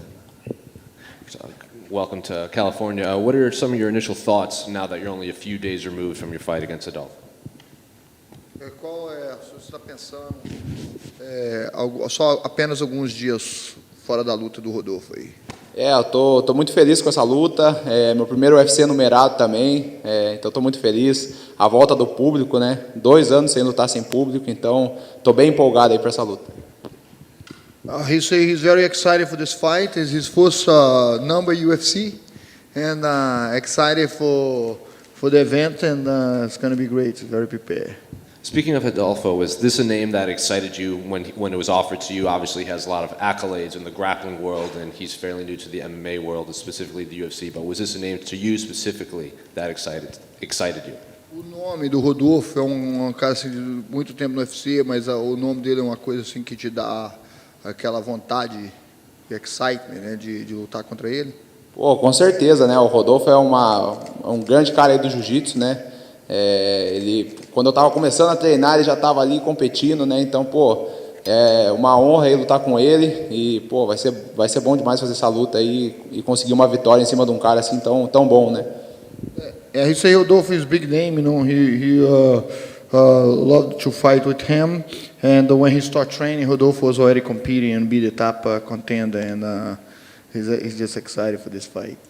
And obviously, a lot of the big story last year was when Rodolfo lost. It seems like he gassed himself out and he got exhausted in there, and then he got submitted. So is the blueprint now out there to beat him, is get him tired so you can take advantage of that?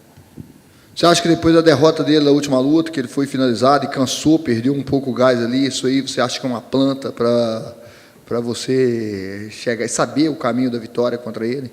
Com certeza, né? Naquela luta ele mostrou muitas falhas, né? Eu sei que ele mudou também, tá treinando com outro coach agora, a parte de trocação, mas eu sempre vejo que quando ele leva um soco, ele se afoba um pouco, então isso mostra muitas falhas, né? Então o jogo já está sendo mostrado aí pra gente, né? Isso aí for sure. He showed a lot of errors in his game, and but he changed because he changed the coaches. He's getting better, but for sure when he gets hit, that's when he's like get desperate a little bit.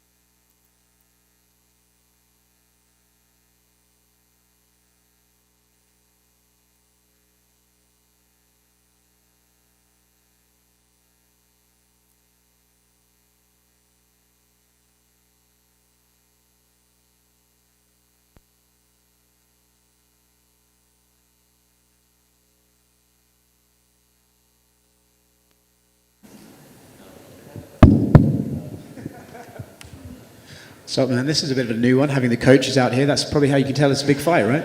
Yeah. Have you found, I don't want you to just sit up there and sort of talk negatively about one of your peers, but have you found some of Fernand's behavior in the lead up to this a bit sort of distasteful? You know, I think sometimes for me, I have to sit down and look at this from both sides of the fence. Naturally, you want to always defend your side, your team, your fighter. But I understand there's a lot of emotions involved, you know. I've been in that situation where fighters have left or relationships didn't work out. And I think that a lot of this is riding on high emotions when it comes to Fernand. So I try to be empathetic in understanding his situation. Yeah, but there's things that I think that I would have maybe not done or not said. And then there's things that I've read, and I have to do my due diligence and look at the source. And maybe that wasn't what he said. Maybe it's taken out of context. Honestly, I'm just trying to give everybody the benefit of the doubt when it comes to this situation. I have to be empathetic to their relationship. And I'll tell you the most mature thing for me has been Francis. And he says to me, I don't ever want you to feel a certain way about somebody because of my relationship with that person. It's up to you to decide how you feel about that person through your interactions. And my interactions with Coach Lopez have only really been pleasant and respect back and forth. You know, he made a post, I think last Sunday, kind of calling me a hypocrite about some of the sparring footage stuff on his Instagram. And that was really the only time I'm like, come on, bro, like this isn't about me and you. And the question I was asked was if I have ever shared sparring footage at my gym. And it never was brought up his name, nothing. My answer to that was no. I still to this day have never shared sparring footage. And I elaborated on that. I said, you don't even know if it was Fernand that shared that sparring footage. You don't know if this is maybe a common practice of theirs at their gym or their team. And if that's the case, don't take it as a surprise. It's something that they've done in the past. You can look at it either way, but for me, I just I try to understand both situations, if you will. There's an argument though, right? Sharing sparring footage kind of has to be done with the consent of all parties involved, right? From my upbringing, yes. From my upbringing, you know, if Jay Heron saw you with a camera, you know, you're gonna catch licks. Like, what's this dude doing with the camera? You know, so, and that's just where we're from with it. And now to this day, with our standard in the gym, this happened recently. One of the Russian guys that was sparring Sean Strickland, he said, Sean, may I film the session for our looking at the details of what we're doing wrong against you? And Sean said, yes, please, that's no problem at all, but please don't share it or send it out there. You know, Sean will probably share it and do some crazy shit with it. But regardless, that's kind of been our MO, is to make sure that you check and see if it's okay with the person that's involved. You mentioned the emotions behind this fight. I'm curious, has it been difficult, or what have you had to do to keep Francis calm and not get sort of overly emotional and over pissed off about some stuff? Not add any more to it. You know, I don't sit around and just keep poking the bear, like, how do you feel about, you know, honest to God, like, we just go about our day and train, and if he brings it up, I'll listen. We've been together for a long time, and I think people kind of forget, like, during the pandemic, it was just me and him. We trained in a training room by ourselves for weeks on end, not knowing what the future was going to hold for us, whether we're fighting or not. So you want to talk about like being vulnerable from both parties, it was me and him. So I have a pretty good idea of his emotional capacity and where he's at. If he's feeling a certain thing, he's going to talk to me about it. And, you know, I think that's important as a coach, to be able to understand your fighter and know what you have and what makes him tick. But this hasn't really been a lot of our narrative at all, to be quite fair. Let's move away from that sort of stuff to the fight itself. Obviously, Cyryl's on a great run right now, and people are touting him as the new evolution of heavyweight and stuff like that. So I'm curious for you, where does Francis succeed where everyone else has not been able to? I think you just have a guy who has this effect to him when he walks in the cage. A a daunting figure, a guy with the type of power that a lot of people have never seen. The thing that stands out to me the most a lot of times is really just an energy that you get, and it was something that I picked up on when we fought Jairzinho, when we were walking to get lined up to go out of the tunnel. At one point, Jairzinho saw us walking down the corridor, and he was facing the apron, and then turned and looked and saw Francis, and the body language changed immediately, and his energy changed immediately, and I felt like he knew what he was getting locked into a cage with. So I think we play on that a little bit, you know. These two have moved around with one another. They've touched, sparred, or played, or trained, or whatever it may be. And I think I lean heavily on Francis's experience with Ciryl in those moments, not necessarily from a technical prowess standpoint, but moreover just from a vibe. How did you feel? What did you see? What did you get? What reactions did you pick up on? And man, this man's an anomaly, Ciryl. He's very, very good. And reminds me of kind of like that Travis Brown era. Remember when Travis Brown came in and you're like, man, this heavyweight moves different, you know, and he's very, very good. It's funny, the sparring stuff has been made into a big story, but it's kind of funny because I feel like sparring's never necessarily a representation of the fight. But with Francis, I feel even more so, right? Because he can't use essentially one of his best tools where you can just knock people's lights out in sparring. So how much will that sparring affect the fight, or is it just completely irrelevant and we're just using it to drum up some attention? I think it's depicted on the fighter, to be honest with you, but I'm with you. I don't take a lot of investment into that type of sparring. Remember, when you're sparring, you're training, you're grappling, there's things that you should be working on.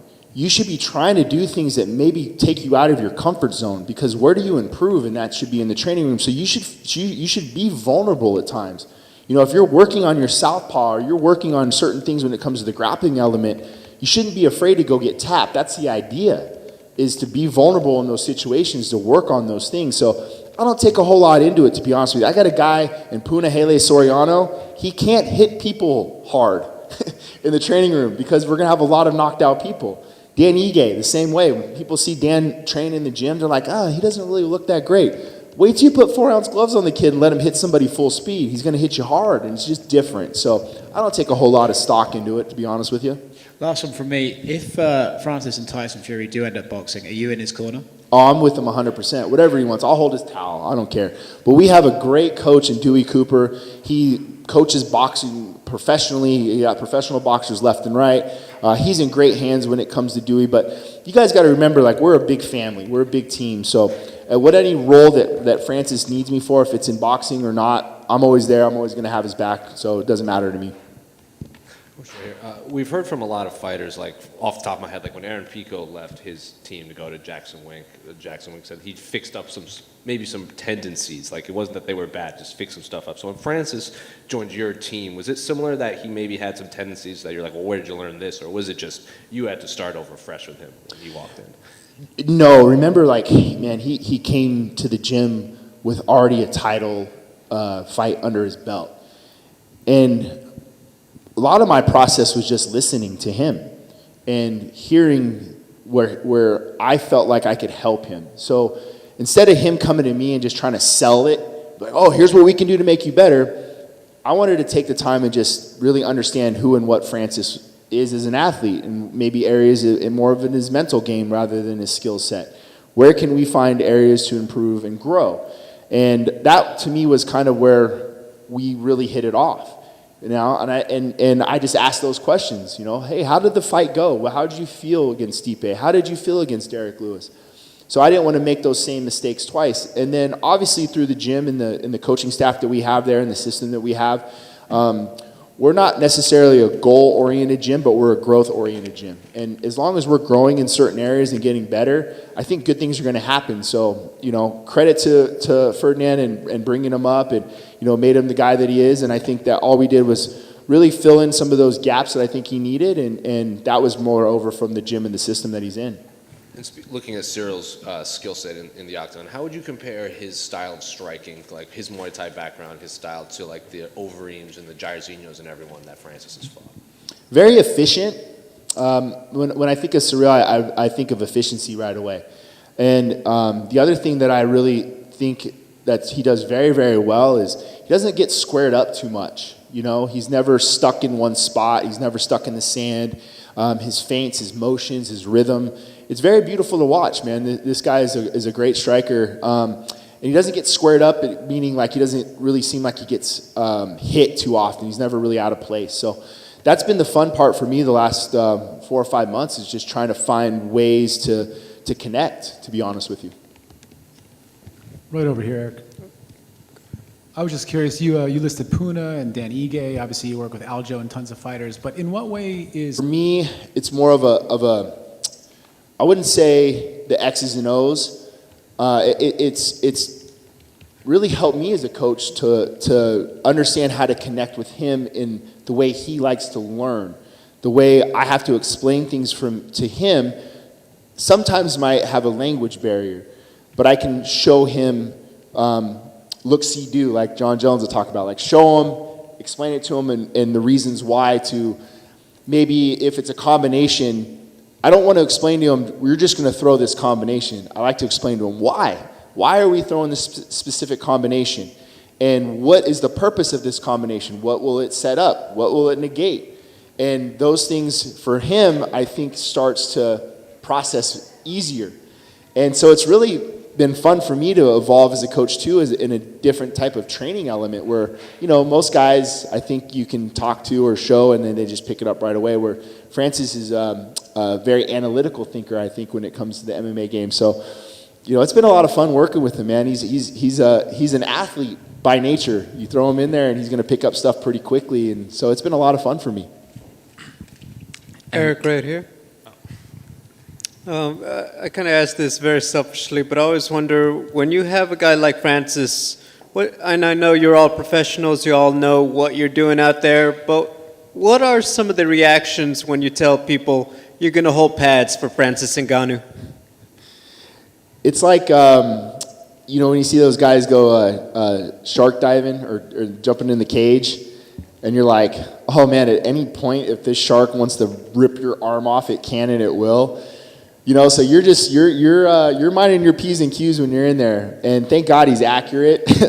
You know, thank God he hits the pad correctly. But it is, man, it's a sight to behold, and the guy has power in all hands, in all limbs for that matter, and it's actually quite a rush, to be honest with you. You know, to get in there and get hit a little bit by him. In terms of the actual day of the fight, can you talk a little bit about what that routine is? Are you a coach who's around the athlete a lot, or do you maybe, you know, catch up to him later in the night? Do you give a motivational speech, or just can you talk a little bit about the process? Each fighter is different. Particularly with Francis, we're very lighthearted, and we're very mellow. And sometimes, I remember the first time cornering him against JDS, I was like, are we going to have to wake him up? Like, we're about to go fight. And then you learn that this is his personality. He doesn't need to be big rah-rah, big speech, big this, big that. And I think for me as a coach, I have to adapt to the athlete and give him what he needs when he needs it. And I think that comes over time. It's organic. So fight day usually is pretty mellow. We'll sleep in a little bit. We'll go hit a shakeout. We'll go get lunch together. He'll catch a nap. And then obviously we'll gear up and go. But for me, it becomes very tunnel vision, very business-like. For me, I don't joke around too much, maybe pop one here or there. But the moment we get taped up and it's time to go, man, all of our attitudes change and becomes very business-like. Thank you. Yeah. Eric, over here, mate. I'm just wondering, out of 10, how much of a reality do you think it is that Francis will actually fight Tyson Fury? I couldn't tell you.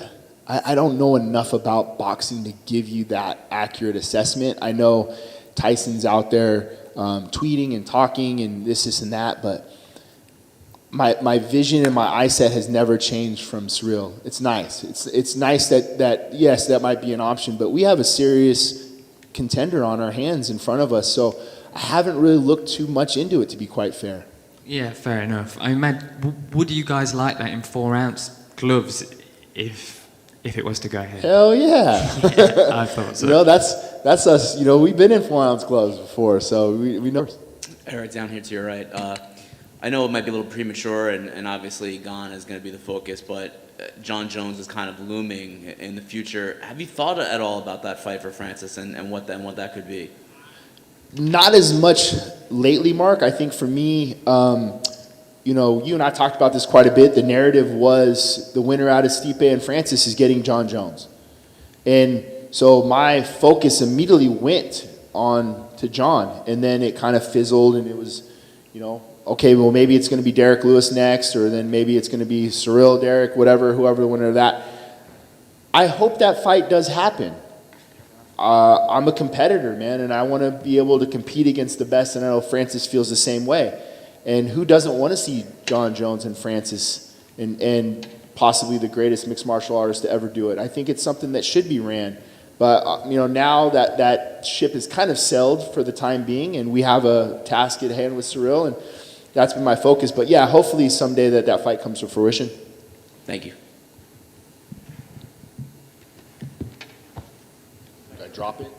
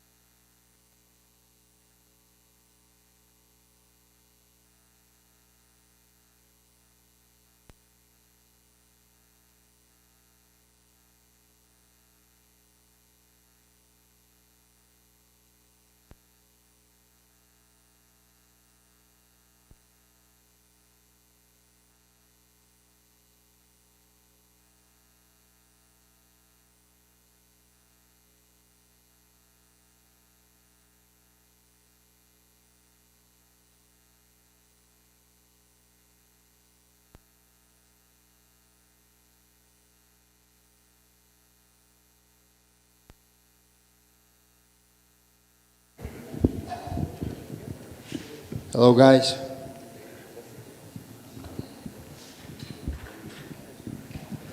Ilia, right here. Just tell us what the lead up to this fight week has been like. Were you worried at all that maybe you wouldn't be fighting on Saturday? And what's the relief been like knowing that you're going to get to pay off your hard work with the fight? No, I was a little bit sad because Mozart pulled out from the fight. But I know that they will find someone to fight on Saturday night, so that's why I'm here. Yeah, what do you make of Charles? Obviously, he just fought not that long ago and had a pretty solid win. What does he bring to the table that's different from Movsar? I feel like it's quite the change in styles, right? So a lot of people say that it's a short notice fight for him, but it's short notice fight for me too, because my training camp was focused for a wrestler, and now I have to fight a striker. But the rest is going to be the same. I'm going to finish him in the first round. I didn't have nothing personal with him, but the Saturday night, I just have to do my job. Yeah. Does a fight like this, the change, force you to reevaluate your career goals at all? I feel like, the win over Movsar, he's undefeated, kind of had some more momentum behind him. Do you feel like a win here over Charles does the same things for you, or do you think it slows your climb a little bit? Movsar is not undefeated anymore. He lost his undefeated record because he didn't come here. He told me that he will use me like the Red Rock. Here, I bring this Red Rock here where he is. No one knows, so fuck him. So no interest in rebooking that fight in the future? So I want to fight someone who from top 10. That's my next goal after this fight. But right now I'm focused on my next fight, and we'll see what's going to be in the future. Charles only has one stoppage loss leading into this fight. Are you expecting another quick performance like you just said, or are you prepared for another hard fight against Charles? I never put pressure to myself to finish someone quickly. To finish comes alone. Slow is the fastest way to get what you want in this life, and it's exactly the same what happens in fight. So I will go out there very calm. And to finish will come alone. He don't gonna resist my power punches, my wrestling, my jiu-jitsu. He's not on my level, and I'm gonna show it on Saturday night. When we spoke with Charles earlier today, he said it can be a little dangerous for young, undefeated fighters in the UFC because you haven't tasted defeat. And in his words, when he lost, he grew as a fighter and became better. So what's your response to that? So some people think that just, how to say, that only defeat it's bad to someone, but sometimes if you all the time win, it can be bad too, you know, because you get in your comfort zone. So I didn't think about win or lose. It doesn't matter. I'm just happy for the whole process, for the hard work I put into training camp, and it doesn't matter what's gonna happen on Saturday night. I will be happy with myself. I didn't care if I will be undefeated or not. Leading into your UFC career, you had a lot of submission victories, and then lately you've been knocking your opponents out. Do you think your past opponents maybe overlooked your striking and your hands, but now, moving forward, maybe they're starting to forget that you are also a very high-level grappler after your previous few fights? Of course, man. My background is wrestling and jiu-jitsu. I get my black belt with 21 years old, so I'm dangerous everywhere. I can put him to sleep in stand up. I can put him to sleep in the ground everywhere. So he have to be ready, you know, because I can put him to sleep everywhere. Hey Ilia, loving the drip, mate. What inspired you to wear red? What you say? Can you repeat it? Yeah, I was just saying I'm loving your suit. What inspired you to wear the color red? ¿Qué te inspiró usar el traje rojo hoy que le encanta? Because he told me that he will use me like the red rock. I come it with this red suit, but where he is. Love it. You said that everybody in the UFC is tough, but there's levels between you and Charles. I'm wondering if you can explain the distinction technically between the two of you.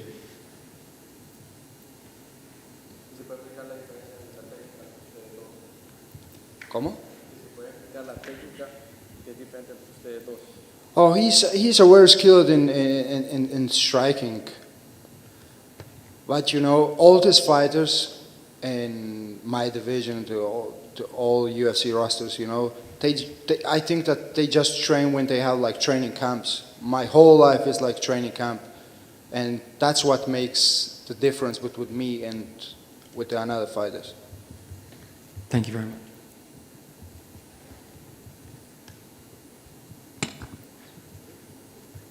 Thank you, guys.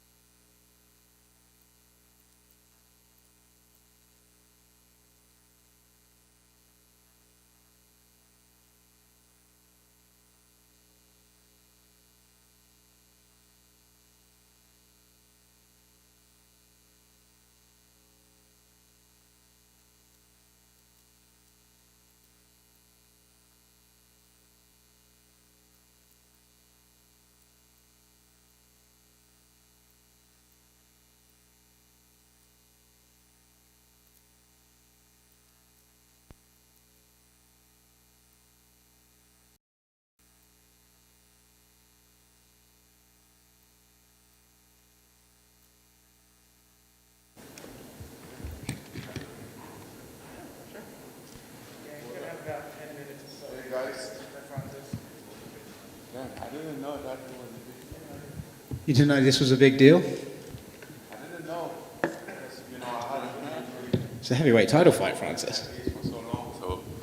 I should have worn some suit. It's okay, you look great anyway. Yeah. This fight, I feel like, has been one of your most discussed with all the Fernand stuff, with all the contract stuff. So is it now just a relief to know that in a couple of days you won't have to talk about it and you will finally get to fight? First of all, I don't really like to talk about it. But yes, it's gonna be a relief, like to get this over. I don't have to talk about it. Is any of that stuff bothering you? Has any of the some of the people, what they've said, or some of the talk about your contract, has it played on your mind during this training camp, or have you been able to push it out and not focus on it? I've been trying though. And then people ask you about it, and then it comes up. I've been trying. Yes, that's exactly what you're doing, right? Mm-hmm. Before I get here, I wasn't thinking about it until you pick on your mic. So. Well, I apologize for ruining your day. It's a part of it. But is it boring? For this fight in particular, because obviously the contract stuff is very controversial with the UFC, and Fernand's obviously talking a lot. Is this the most sort of impact you felt from outside of cage stuff for this fight? No, I do believe that many people deal with a lot of stuff before fight, whether it's a contra or a drama stuff or some ex-girlfriend shit. Or ex-wife, or I don't know. People deal with stuff, so you have to figure out your own shit and do what you have to do. When you see things like the sparring footage being put out there, though, does that not sort of annoy you? Does that not make you think like... No, it doesn't annoy me. It's just funny because, first of all, it wasn't a sparring footage. It was a clip of a sparring footage because the sparring footage doesn't look that good. You said in the countdown that you knocked Ciryl down in sparring. I wanted to clarify, did you knock him down or did you knock him out? Did I say that on countdown? You did say that on countdown. Oh, sorry, I said that. Yes, I knocked him out. You knock him out? Yeah. With what? High kick, left high kick. Oh. Do you think there's no wonder that footage didn't come out? What do you say? There's a reason why that footage has not come out. Oh, there's a lot of reason why that footage didn't come out. So does that give you confidence going into this Saturday? Well, let me say this. That knockout wasn't a voluntary knockout. Like, he was in a sparring. It was an accident. I didn't intend to knock him out. I didn't go there to knock him out.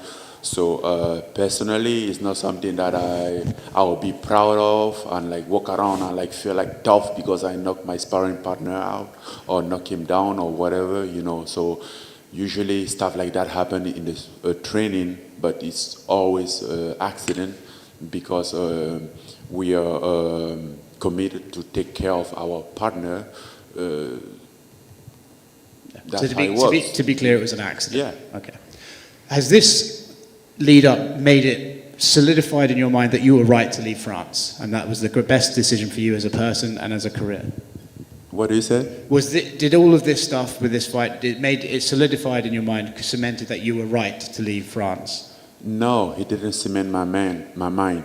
I knew at that time that it was a time. I was right at that time and I'm still right. And maybe I wasn't right not leaving France before. Yeah. How do you think this fight goes on Saturday? My prediction is a knockout under 2 rounds. Do you think whatever happens with the contract, with everything, your next fight will be against Tyson Fury, or do you think you could fight someone else first? I don't know, but that's who I want it to be. Thank you. You're welcome. Since we're here, a lot's been made of Ciryl, his fast rise. Like he was relatively new a couple years ago. Now he's fighting for the title. Did you think, after meeting him and sparring with him a few times, that he would be this good this quickly in MMA? What do you mean this quickly? I think he was only 3-0 a couple years ago, and now he's fighting for the UFC heavyweight. Well, I know somebody who was in that same position, and he's right here in front of you. So. Yes, it's good. When I saw him, I knew that he's gonna do good, but that doesn't mean like he's gonna win. He's gonna win against me. How would you compare his style of striking to Alistair Overeem and Jairzinho from your past fights? Jourdain is more like stationary fighter, which is like a very different type of fight stylistically, and he's like very mobile as a fighter, which is good, you know. It's good for his style, for his how he fight. That's how he gets here. Alistair Overeem is a different style of fighter too. You know, very experienced. Alistair Overeem fight more smart. Francis, I'd like to ask you about your Hollywood career. We finally got to see your scene in the Fast and Furious movie. Can you talk about what it was like to shoot that? And did you actually get to fly out on cables before they blew you up on the computer?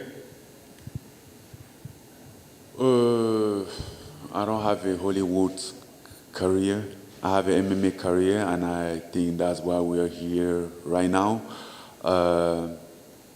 What happened there happened there. It was cool to have those experiences, but it doesn't make me lose any focus.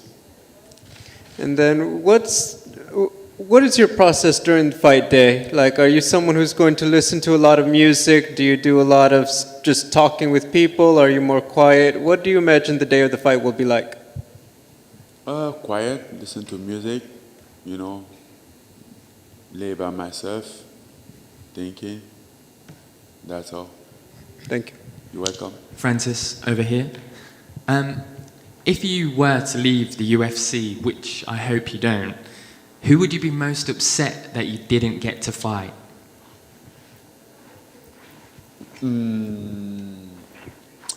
If I was leave the UFC, I don't know. I haven't think about that question. Well, Tom Aspinall, good one. Huh? Tom Aspinall, maybe? Who? Tom Aspinall? No. Okay, fair enough. I asked Eric the same question, but I want to ask you as well. Out of 10, how much of a reality do you think it is that you will get to fight Tyson Fury? Out of what? Out of 10. Out of 10? Let's say 8. Yeah, very nice. Why not 9? I like it. And would you Just to be conservative. And would you be looking to have that fight in 4-ounce gloves? That idea just came out like that, but I'm not thinking about that fight now, but obviously I think it would be a good thing to like bring something new, you know, some crossover thing, something strange, very entertaining. I think he will make this very special and good, you know, some new fighting style. Awesome, thank you, my friend. You're Good luck welcome. on Saturday. Thank you. Francis, back here. Right here. I know this has been another long break between fights for you. What are you most proud of in the last 10 months in terms of your skills where you've grown? Everything, bro. I grew on everything. I don't underestimate anything. I work on everything, you know, show up on wrestling class, jiu-jitsu class, striking, boxing class, sparring day, everything. I think I need all of those skills to be a good MMA fighter, basically for a champion. You need to be well-rounded. And you came out this week announcing that you're going to be taking part of your purse in crypto, right? Yeah. Or Bitcoin. Can you just tell us about that, a little bit of details, why you came to that decision? Oh, yeah. Oh, that's an easy one. 1 year ago, I didn't know much about cryptocurrency, even though people have been talking about. Then I have my manager, Martin Macker, tell me about that, the NFT stuff. And now I'm like, what the hell is that? You know, I'm just like, trust me, it's going to be like this. Then that's when I started to get educated about NFT and cryptocurrency, you know, because obviously my NFT was launched and it was I receive most of the money in Ethereum, and I convert some in Bitcoin. That's how I really get into it. And over the past year, I've been learning more and more, and I regretted that I didn't even know about it earlier. That's why, I decide from now on, I'll put a lot of my money in that stuff. Been making some good money on it. So. Francis, right here. You and Ciryl, obviously, as former teammates, you guys spent a lot of hours, sparring. We didn't spend a lot of hours, as I just said. We just spent a few sections in 3 weeks, which was maybe 6 sections of training. Definitely less than 8. That was back in January 2019. Because after I fought Curtis Blade in China, I went back in Cameroon. And on Christmas, I have a Ken Velasquez fight. So I couldn't come back in Vegas on time to set up a training camp because the fight was in February 17th. So I stopped in France and trained there for 1 month. And at the time, Ciryl was there training for his fight in TKO, I believe. So he left even before I left. He left, I think it was 3 weeks before I left to go for his fight. Then after that, by the end, I think it was February 3rd, I flew to Phoenix. That I was there for 2 weeks before my fight, and that's it. I don't know where you guys came from with all this friendship, sparring partner. So there's no, based on you saying that, is there no sense of familiarity with Ciryl, and it doesn't really factor into the matchup for you? Other than what I explained to you, there's nothing else. And I want to ask you and I do believe that if you ask him those questions, he's going to approve those answers, because I think regardless, he's honest. Thanks, Francis. Francis. Bonjour Ciryl. Bonjour. Pardon, bonjour Francis. Est-ce que pour vous c'est le plus gros combat de votre carrière, ou en tout cas le plus dur qui s'annonce? Non, c'est pas le plus gros combat de ma carrière. C'est un combat, je pense que c'est un combat comme les autres, quoi.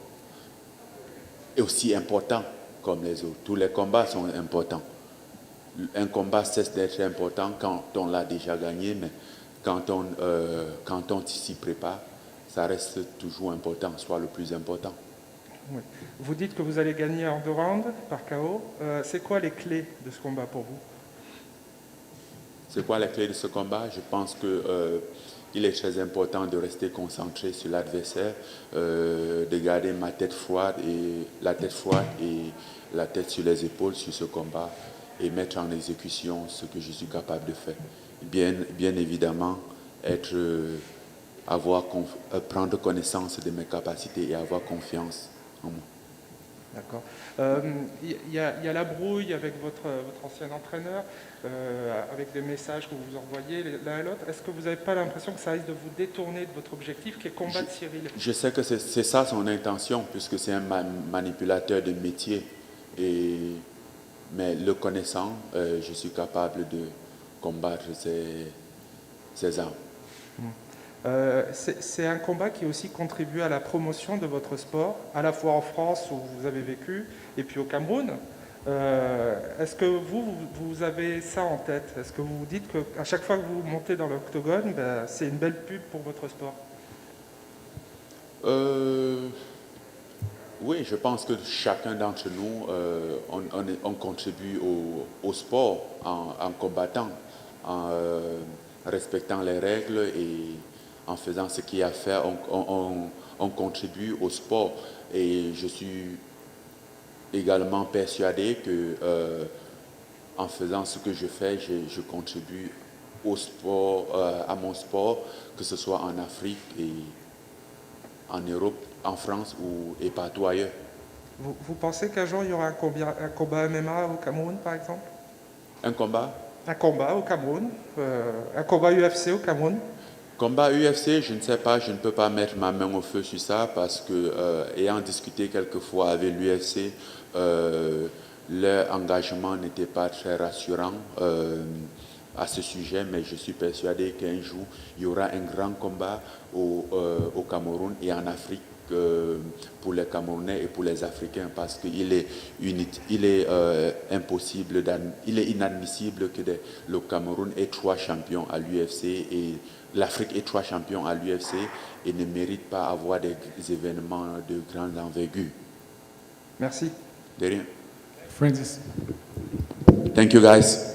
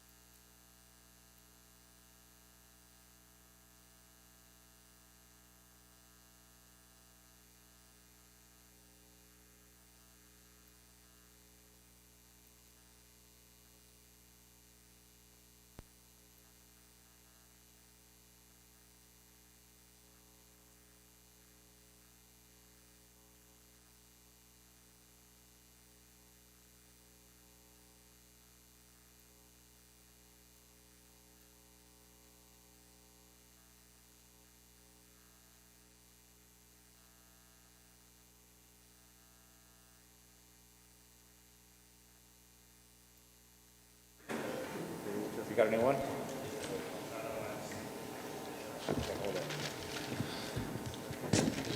Hello?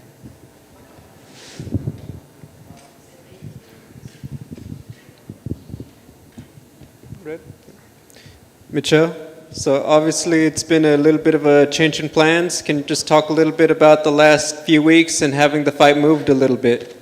Michel, obviamente teve algumas mudanças de planos. Quero que você fale sobre a próxima luta que vai ter na próxima semana. A mudança não mudou nada. Estou pronto do mesmo jeito para dar show.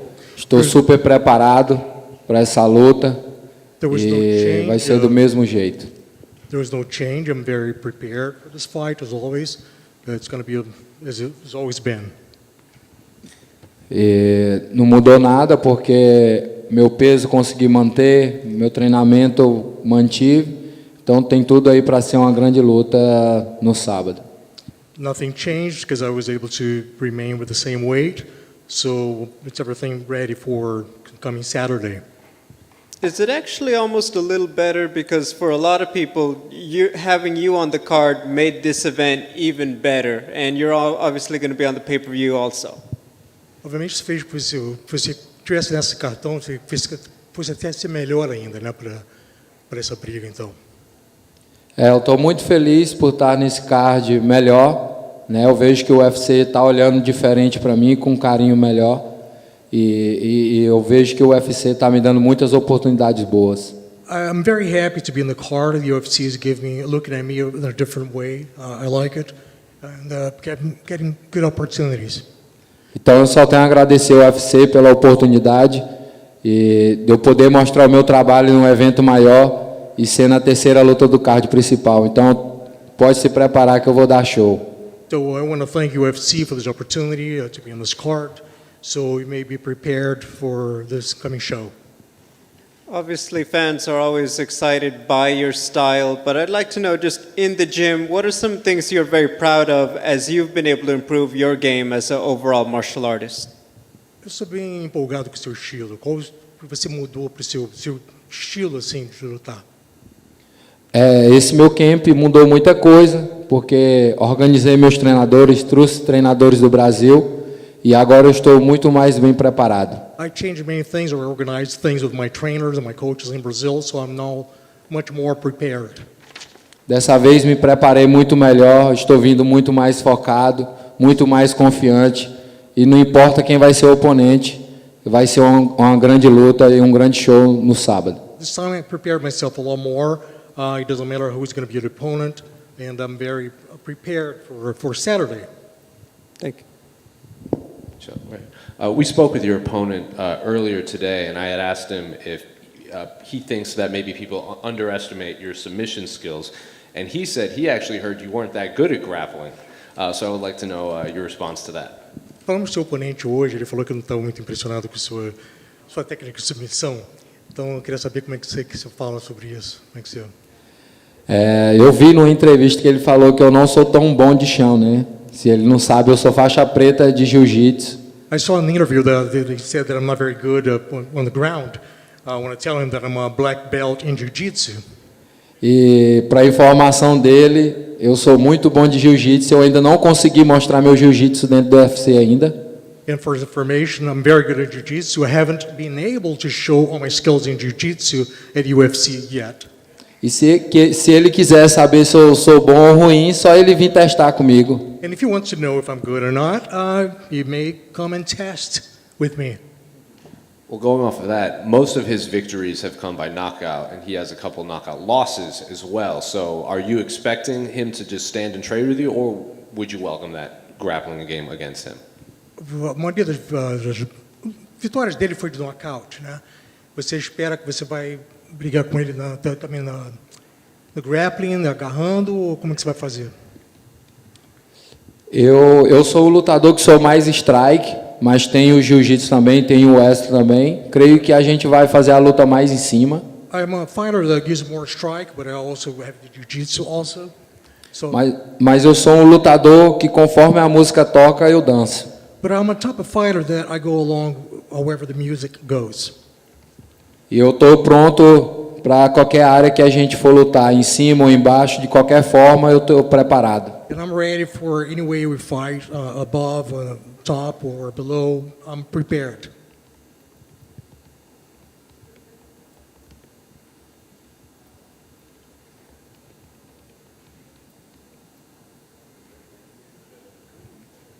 Thank you.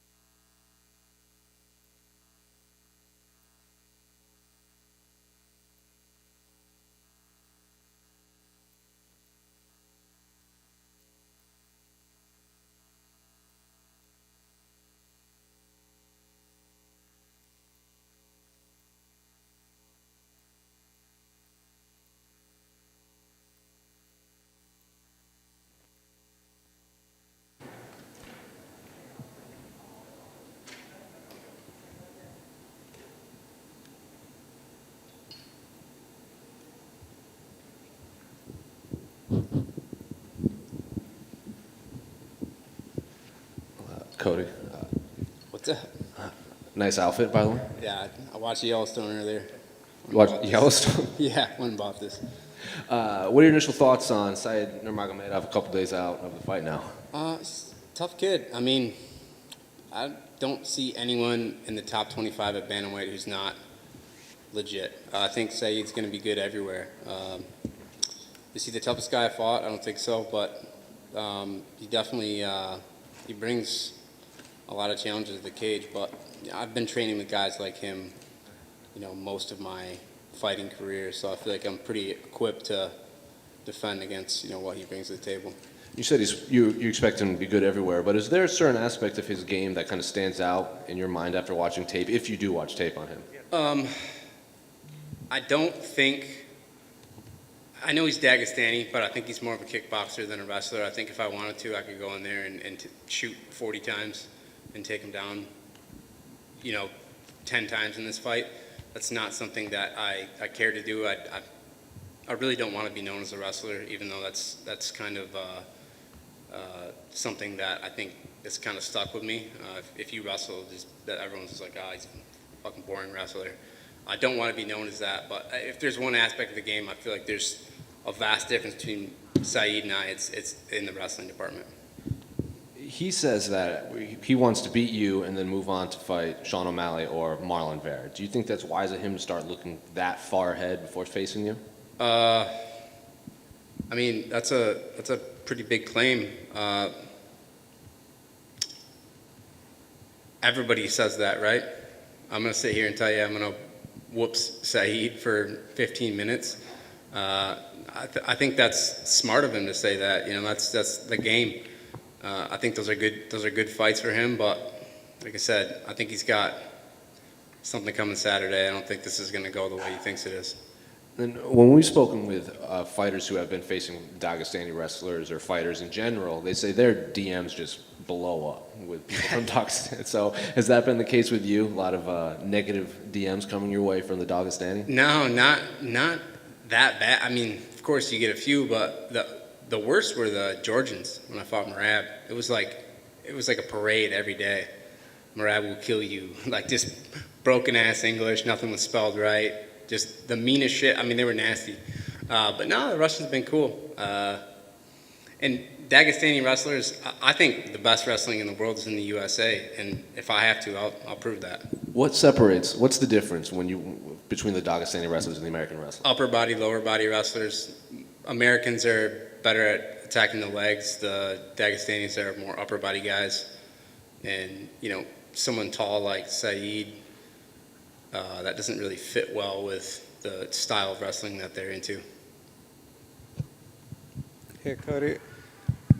I actually want to ask about your merch that I noticed you were pushing on Instagram. I really like the artwork. Can you just talk a little bit about what inspired it? Obviously, you're an outdoors guy. Yeah, that's actually a picture. It's two pictures. One that I took in northern Las Vegas, and then another one I took when I was duck hunting with my dog. And they merged the pictures together. It turned out really, really cool. Venture Grooming made that for me. That was a pretty probably cool shirt I've seen made. Were you ever able to get that Christmas photo with all the pets? No, it didn't work out. That Christmas photo was the best we got. We were trying to get like the dogs with like the bows on them, but the new dog we have is a rescue dog. So like trying to get him to do anything is a nightmare. So no, it never worked out. Thank you. Cody, right over here. Other side. Oh, got you. Obviously you're coming off 2 losses, but one of those was at featherweight. And actually I was just checking and was surprised to see that you're listed as the underdog for this fight. How do you feel about that, considering that you're a guy who's been in the UFC for years, you were in the top 15, and all of a sudden you're fighting a guy and you're listed as an underdog? I've been an underdog my entire career. I mean, this is like, it's not even like, I didn't even check it to know that whether I was an underdog or not. I just knew I would be. There's only, I think, 2 fights in my UFC career I haven't been an underdog. So, I mean, like, the whole underdog thing is a pretty familiar feeling for me. It's nothing crazy. The 2 losses, I mean, everybody brings that up, but, I fought Jimmy Rivera on 4 days' notice after I suffered something significant in my life. I had no business being in there. I look back and I'm like, dude, I don't know what I was thinking, why I would take that fight. And then, you know, Merab's tough. I mean, and when I watched the fight, I feel like it really could have went either way. I felt like I could have won 2 rounds depending on what your judging criteria is. I don't even know what the hell judges want anymore. So that's a fight that I feel like I win 9 times out of 10. So I'm really not sweating it. I mean, there were things that I definitely needed to change and adjust, but the reality is, like, I know that I can compete with the guys in the top 5, the best guys in the world, and that's just what I know because I've been in there with them. And how important is it to you to get back to fighting ranked fighters, or are you just happy to go out there and show your skills? I mean, I don't see the point in doing this if your goal isn't to be the best in the world. In order to be the best in the world, you got to fight the best guys. I've fought nothing but hardened veterans in the UFC. I haven't had a cake route. I haven't had the Sean O'Malley walkout parade.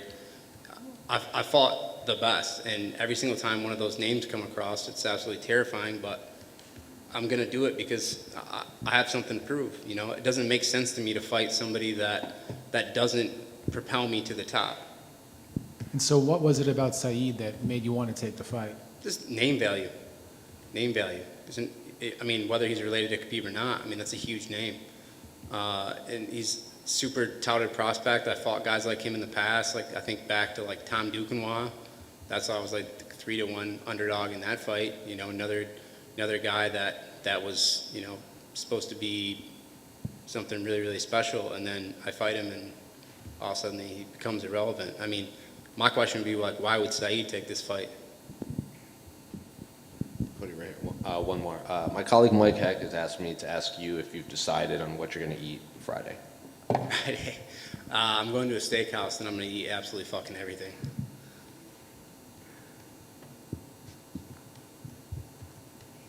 Cool.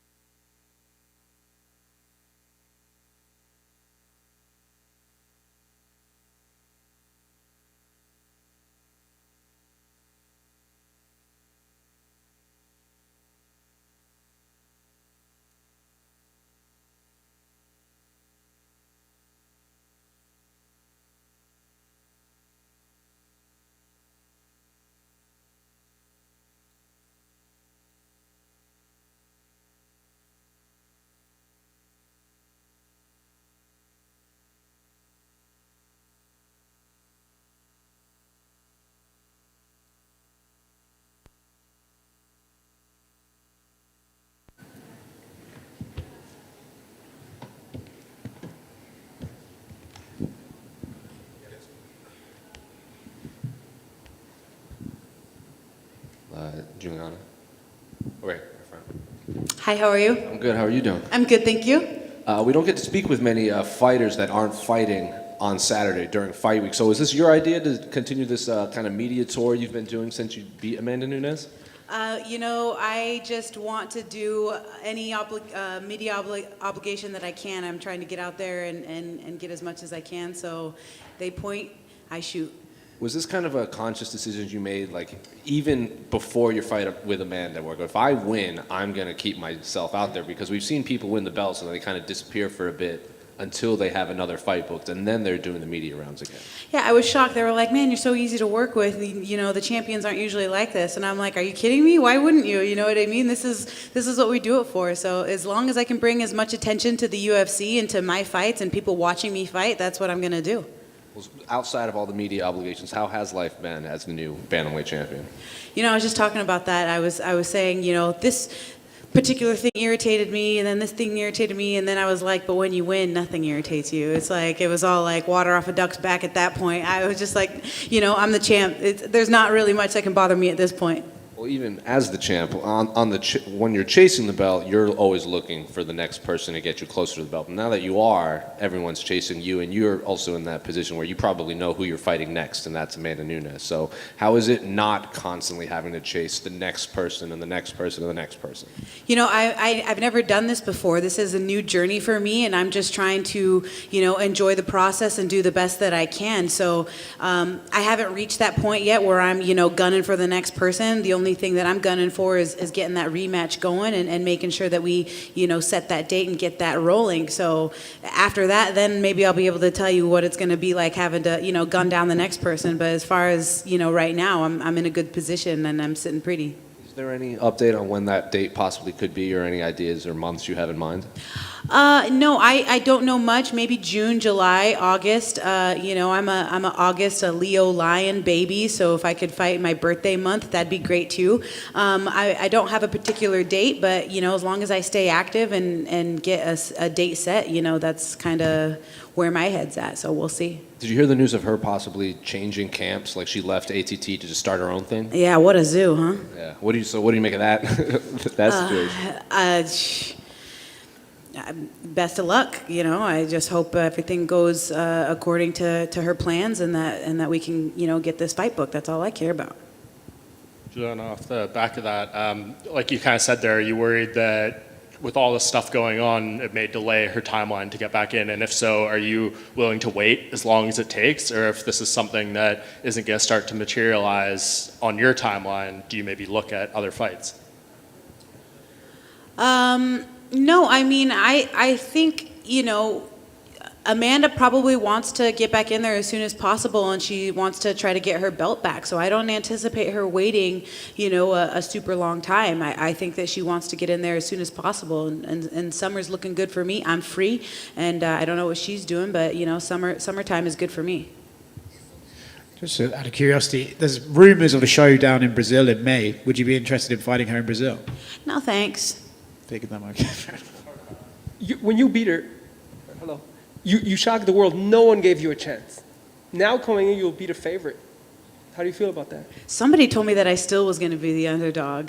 I don't know. You know, everyone likes to talk about the betting lines and you know, underdog and favorite and all that stuff leading up to the fight. I do my best to put my blinders on. I don't pay too much attention to the odds and the odd makers and being an underdog or not a favorite. You know, I just focus on what I do and what I know I can do. I let the people that like to bet and stuff take care of the rest of that stuff. That stuff's not for me. I'm not into the betting stuff. How has your life changed since that moment where you said, I'm not surprised? Well, my phone's been a bit busier, but I can tell you that, you know, I went to back to Chicago, and that next morning I was up at 6:30 to take my kid to school. My daughter obviously kicked out the cleaning lady because my house was a wreck and I had no choice but to mop and sweep my own floors. Life for me hasn't really changed other than the fact that my phone's a little bit busier. But aside from that, it's, you know, big reality check when you go home and, you know, you still got to, you know, take out the garbage. UFC 270, can you give me a breakdown of the two main fights? Is this UFC 270? Yeah. Yeah. So I hope Brandon Moreno wins, and I hope Francis Ngannou wins. But I like his opponent as well, and I think that that's going to be a great fight. Honestly, fans win because anytime those two big guys get inside the octagon, it's always going to be a good time. You don't want to blink. You got to get your popcorn ready because anything can happen. Those guys are heavy hitters, and it's going to be a great fight. Julianna, just curious, where is your belt now? Oh man. So I've been pulled in two different directions on this thing, and like, do I take it with me everywhere I go, or do I leave it at home? Right now it's at home, and the belt etiquette is something that I'm still trying to figure out, right? It's like people want to hold the belt, they want to take pictures with it, and I'm all for it, but then like I got a scratch on it the other day, and I was like, I think I should not let every, Tom, Dick, and Harry, hold the belt. I really don't know. Maybe you guys can help me out and try to like let me know, do I let everybody hold the belt? Do I only do I carry it with me everywhere I go? Like, I really don't know. It's all new to me. If you let Mario Lopez touch it, I'm sure we're all qualified too. Yeah. Hey, as long as it brings more attention to the UFC, right? So I'm going to go get another one in a few months. So this one can just be the starter one, and, anybody can touch it as far as I'm concerned. But some people get really mad. They're like, no, you worked really hard for it. You should be the only one to touch it. I'm like, it's not like the Stanley Cup, you know what I mean? It's a belt. And if it can bring somebody joy to touch or hold and take a picture with the belt, by all means, hold the belt, take it. But just don't scratch it up too much. You don't want to know what they do to the Stanley Cup, for sure. But, a lot of fighters, they're fighting out of big camps, those, super teams. And you did something different. You kind of put your own team together in Chicago. We don't know a lot about your camp. So what does it feel for you to be representing a smaller team as opposed to, those bigger names like American Top Team and Extreme Couture, but you have your own thing going on? My thoughts on that are very simple. Mat time. It doesn't matter. I started from a tiny little garage in Spokane, Washington, and they're still over there training in that same garage. So it's all about mat time. And when you get into these state-of-the-art facilities and the state-of-the-art equipment, that's cute. It's all fluff, though. As long as you put in that mat time, whether you're training in a basement, whether you're training in a garage, whether you're training in a state-of-the-art facility, you just got to put in the time, and I think that work will speak for itself. Obviously, you finished the fight with the choke, but it was really the grit and the hands. The hands really pieced Amanda up. And so we know that you train with Wayne Gregory, but I think not a lot of people know about Wayne. Could you kind of, just tell us what he's meant for your skills in your camp overall? Yeah. Wayne Gregory is an amazing, amazing man. He's an amazing coach. He's an amazing father, husband. I can't speak enough great things about Wayne Gregory. He is the first American to win in the Lumpini, I think that's how it's called, Lumpini Stadium in Thailand. So the first American to knock out a Thailand champion over there. And if you go and YouTube his name, you can just see the wide array of videos that he has, like Shudokan fighting. Like he's literally one of the pioneers in fighting that I'm familiar with, and to be able to be trained by him is an honor, and I think that it's something very cool, and he's like my ace up my sleeve. He is my number one fighting consultant. I talk to him about everything every single day. We're checking in with each other, and Wayne is just a brilliant, brilliant mind in fighting. Julianna, I'm curious to know, Miesha Tate announced she's moving down to 125, and that was partially because she didn't want to have you guys fight each other because you're friends. What are your thoughts on her kind of making that sacrifice to allow you to thrive even more and just not have that drama anywhere on your radar?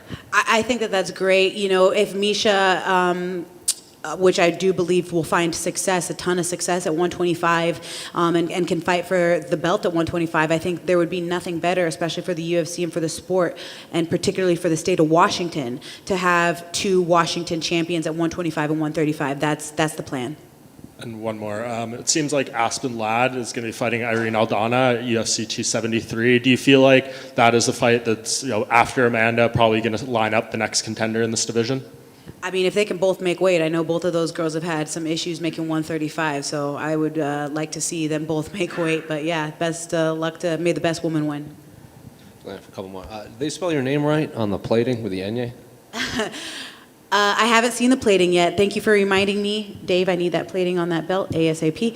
But I know I haven't seen it, and I hope that they do. Yeah, it was so funny because for the longest time since I've been in the UFC, I've been complaining about the fact that they weren't getting the Enye right on my name, and so I've literally like said it a million times, and it's getting, I feel bad for even like having to mention it. Now I saw that they made a poster for the UFC for the meet and greet that I have tomorrow, and they spelled my first name wrong. And so I'm like, oh my God, if it's not the first name, it's the last name. I feel even bad saying anything for it. And then I'm thinking like, are they doing this on purpose? Are they just trying to piss me off? Was it two ends? It's two ends, yes. How often does your daughter bring up the belt to her friends? I mean, literally all the time. She just asked me on the way over here when me and Amanda were fighting next. Yeah, and then yesterday we went to Disneyland. It was her 4th birthday yesterday, and we went to Disney. And when we were on the Cars ride, we end up like racing the car next to us. And when we won, she's like, "We're the champions like you, Mama." I'm like, "Yeah, we are." Hello, Juliana. Hello. Hi, how are you? In Spanish and English. ¿Consideras que has dejado la vara muy alta luego de haber vencido o destronado a Amanda Nunes? ¿Y crees que países como Ecuador u otros países de Sudamérica, al margen de Brasil, puedan pronto coronarse o llevarse el cinturón de UFC? You're asking me about the UFC and the belt in other countries? Yeah, he's asking about the South American countries. What do you think about Ecuador, Venezuela, other countries aside Brazil? In some moment, that countries or that fighters can reach a goal like a title in the UFC. Oh yes, absolutely. You know, we saw it with Brandon Moreno. We saw it with you know, Cain Velasquez and finding success and becoming a champion. It's definitely possible, and I think that it's incredible for me in my position to be a Latina and to become a champion. And I definitely think that there's a lot of eyes now, especially watching to let all the women out there, men in general too, anybody, old, young, you are capable of reaching your dreams and capable of executing these plans that you have for your life as long as you work hard and are dedicated with passion. Hey, Juliana, down here to your right. I saw a few weeks ago you got a chance to go to WWE. How did that come about, and how was that? Let's see. So that came about. One of my good friends, Chris Provino, helped me out with the tickets there, and of course Chad Bronstein, and that was awesome. Honestly, I have to tell you, when I first saw the first 3-4 minutes, I could not stop laughing to myself because I had just won the biggest fight of my life. It was a real fight, and I was like watching this, and I was like. Like, I can't believe these people buy this. But then, like, after the 5 minutes went on, I was like, this is incredible. These guys are insane. Like, these guys are, like, serious athletes. It was awesome. And then I got introduced to Ric Flair's daughter, Charlotte Flair. And I know Chris was like, make sure you put in a good word for me with Charlotte. And I was like, okay, I thought he was talking about some PR chick. I was like, when I see her, I'll let her know you said hi, you know? And then when I saw that she came out in this big dramatic thing, I was like, oh, that's who he's talking about. She was incredible. They were all incredible. I loved it. And things kind of came full circle for me because I saw Shayna Baszler come out and she got pinned in like 10 seconds. And I was like, this is so crazy. Like, I'm sitting front row at WWE right now. And of course, the guy on the mic, he was very, you know, complimenting me a lot, and it was a really great time. My daughter loved it. She loved it. Thank you. Yeah, absolutely. Last one. Do you think Amanda's making a mistake taking this fight right to you?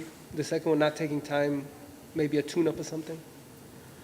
You know, if it were me, and this is just based on my own experience, when I lost to Jermaine, I wanted to, you know, hide under a rock and die and not come out for another year. My coach, Wayne, thank you for that, literally was like, you have to stay active, and you need another fight. So I turned around, and a month later, I was fighting Sarah McMahon. If it were me, I would want to stay active. I would want to take another fight and go back in there and try to avenge that loss immediately. So I think it's in her best interest to stay active and to try and do that. Thanks, guys.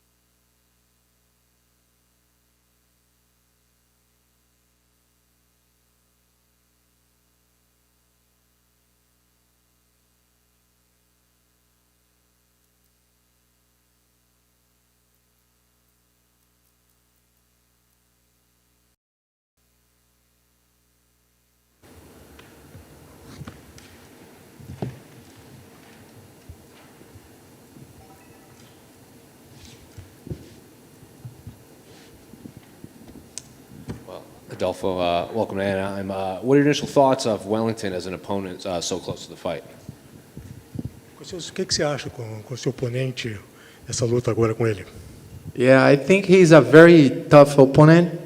I have a lot of respect, but we are Brazilian. That's a bad thing, but we need to fight. We need to do that for the UFC.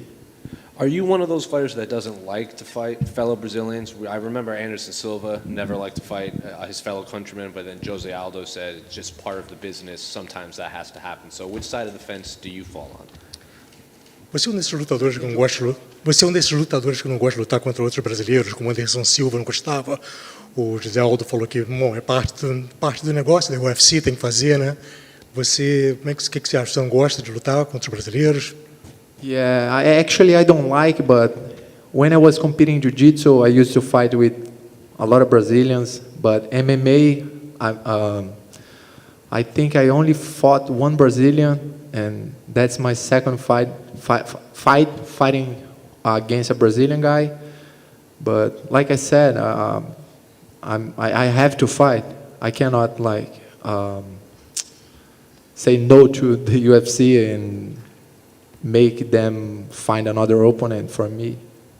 Looking at Wellington, his skill set inside the octagon, does anything stand out that he does exceptionally well compared to your previous opponents? Actually, I think he's a very complete athlete. He does everything well. He has a very good striking. He has a very good wrestling game, jiu-jitsu game. But I'm ready for that. I've been improving a lot my game in every aspect. I've been doing a lot of striking, wrestling, jiu-jitsu, and I believe in my game. I believe in my jiu-jitsu, and that's what I'm gonna do. Like try to make him confused, and as soon as I can, put him down. We spoke with him a couple hours ago, and he said that he saw your loss, and he thinks the blueprint is make you tired, and then eventually you'll wilt, and then he can defeat you. So is that unfair to say? Like since that loss, you've obviously corrected certain things. So what do you make of his assessment of how to beat you? Ele falou que veio ali analisando a sua última perda, né? Que falou que fazia você ficar cansado, você fica cansado. Então, que é a sua análise? O que você acha disso? Que pensa do que ele falou assim? After my first loss, I think everyone start to think that it's going to be easy to finish me, and I don't care about that. I believe in my jiu-jitsu. I know what happened in that fight, and I still believe in my jiu-jitsu. That's what I'm gonna do like best. That's my mainly weapon. And I'm ready. I'm ready. My jiu-jitsu is ready. My wrestling is ready. My striking, my power. Your English is getting better. Thank you. Thanks so much. I just didn't have enough confidence to do interview in English. Thank you. Who is the greatest Brazilian in MMA in history, in your opinion? I think for me it's Anderson Silva. It's hard to answer that question, but I think Anderson Silva. Yeah, but we have a lot of legends. And what do you think of the main event and co-main? Who do you think wins? Sorry? Who wins the main event? Main event?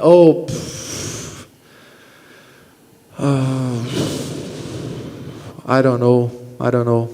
I think Deiveson has real chance to win that fight. I'm cheering for him, but Francis against Ciryl Gane, I really don't know who is gonna win, but it's gonna be a very good fight. Rodolfo, one more. After Andre Muniz won in December, he was asked, does he believe that he has the best jiu-jitsu in the middleweight division? And he said he can't say that because you're fighting in the middleweight division too. He put yours better than his. So I'll ask you, do you think you have the best jiu-jitsu in the middleweight division? No, I cannot agree with him. As a jiu-jitsu competitor, I think I'm better than him, but you see what he's doing, what he has doing, like, I cannot say that I have a better jiu-jitsu than him because he has finished, like a lot of tough guys, he finished Jacare and broke his arm. Yeah, broke his arm, and actually I don't care. I don't care about like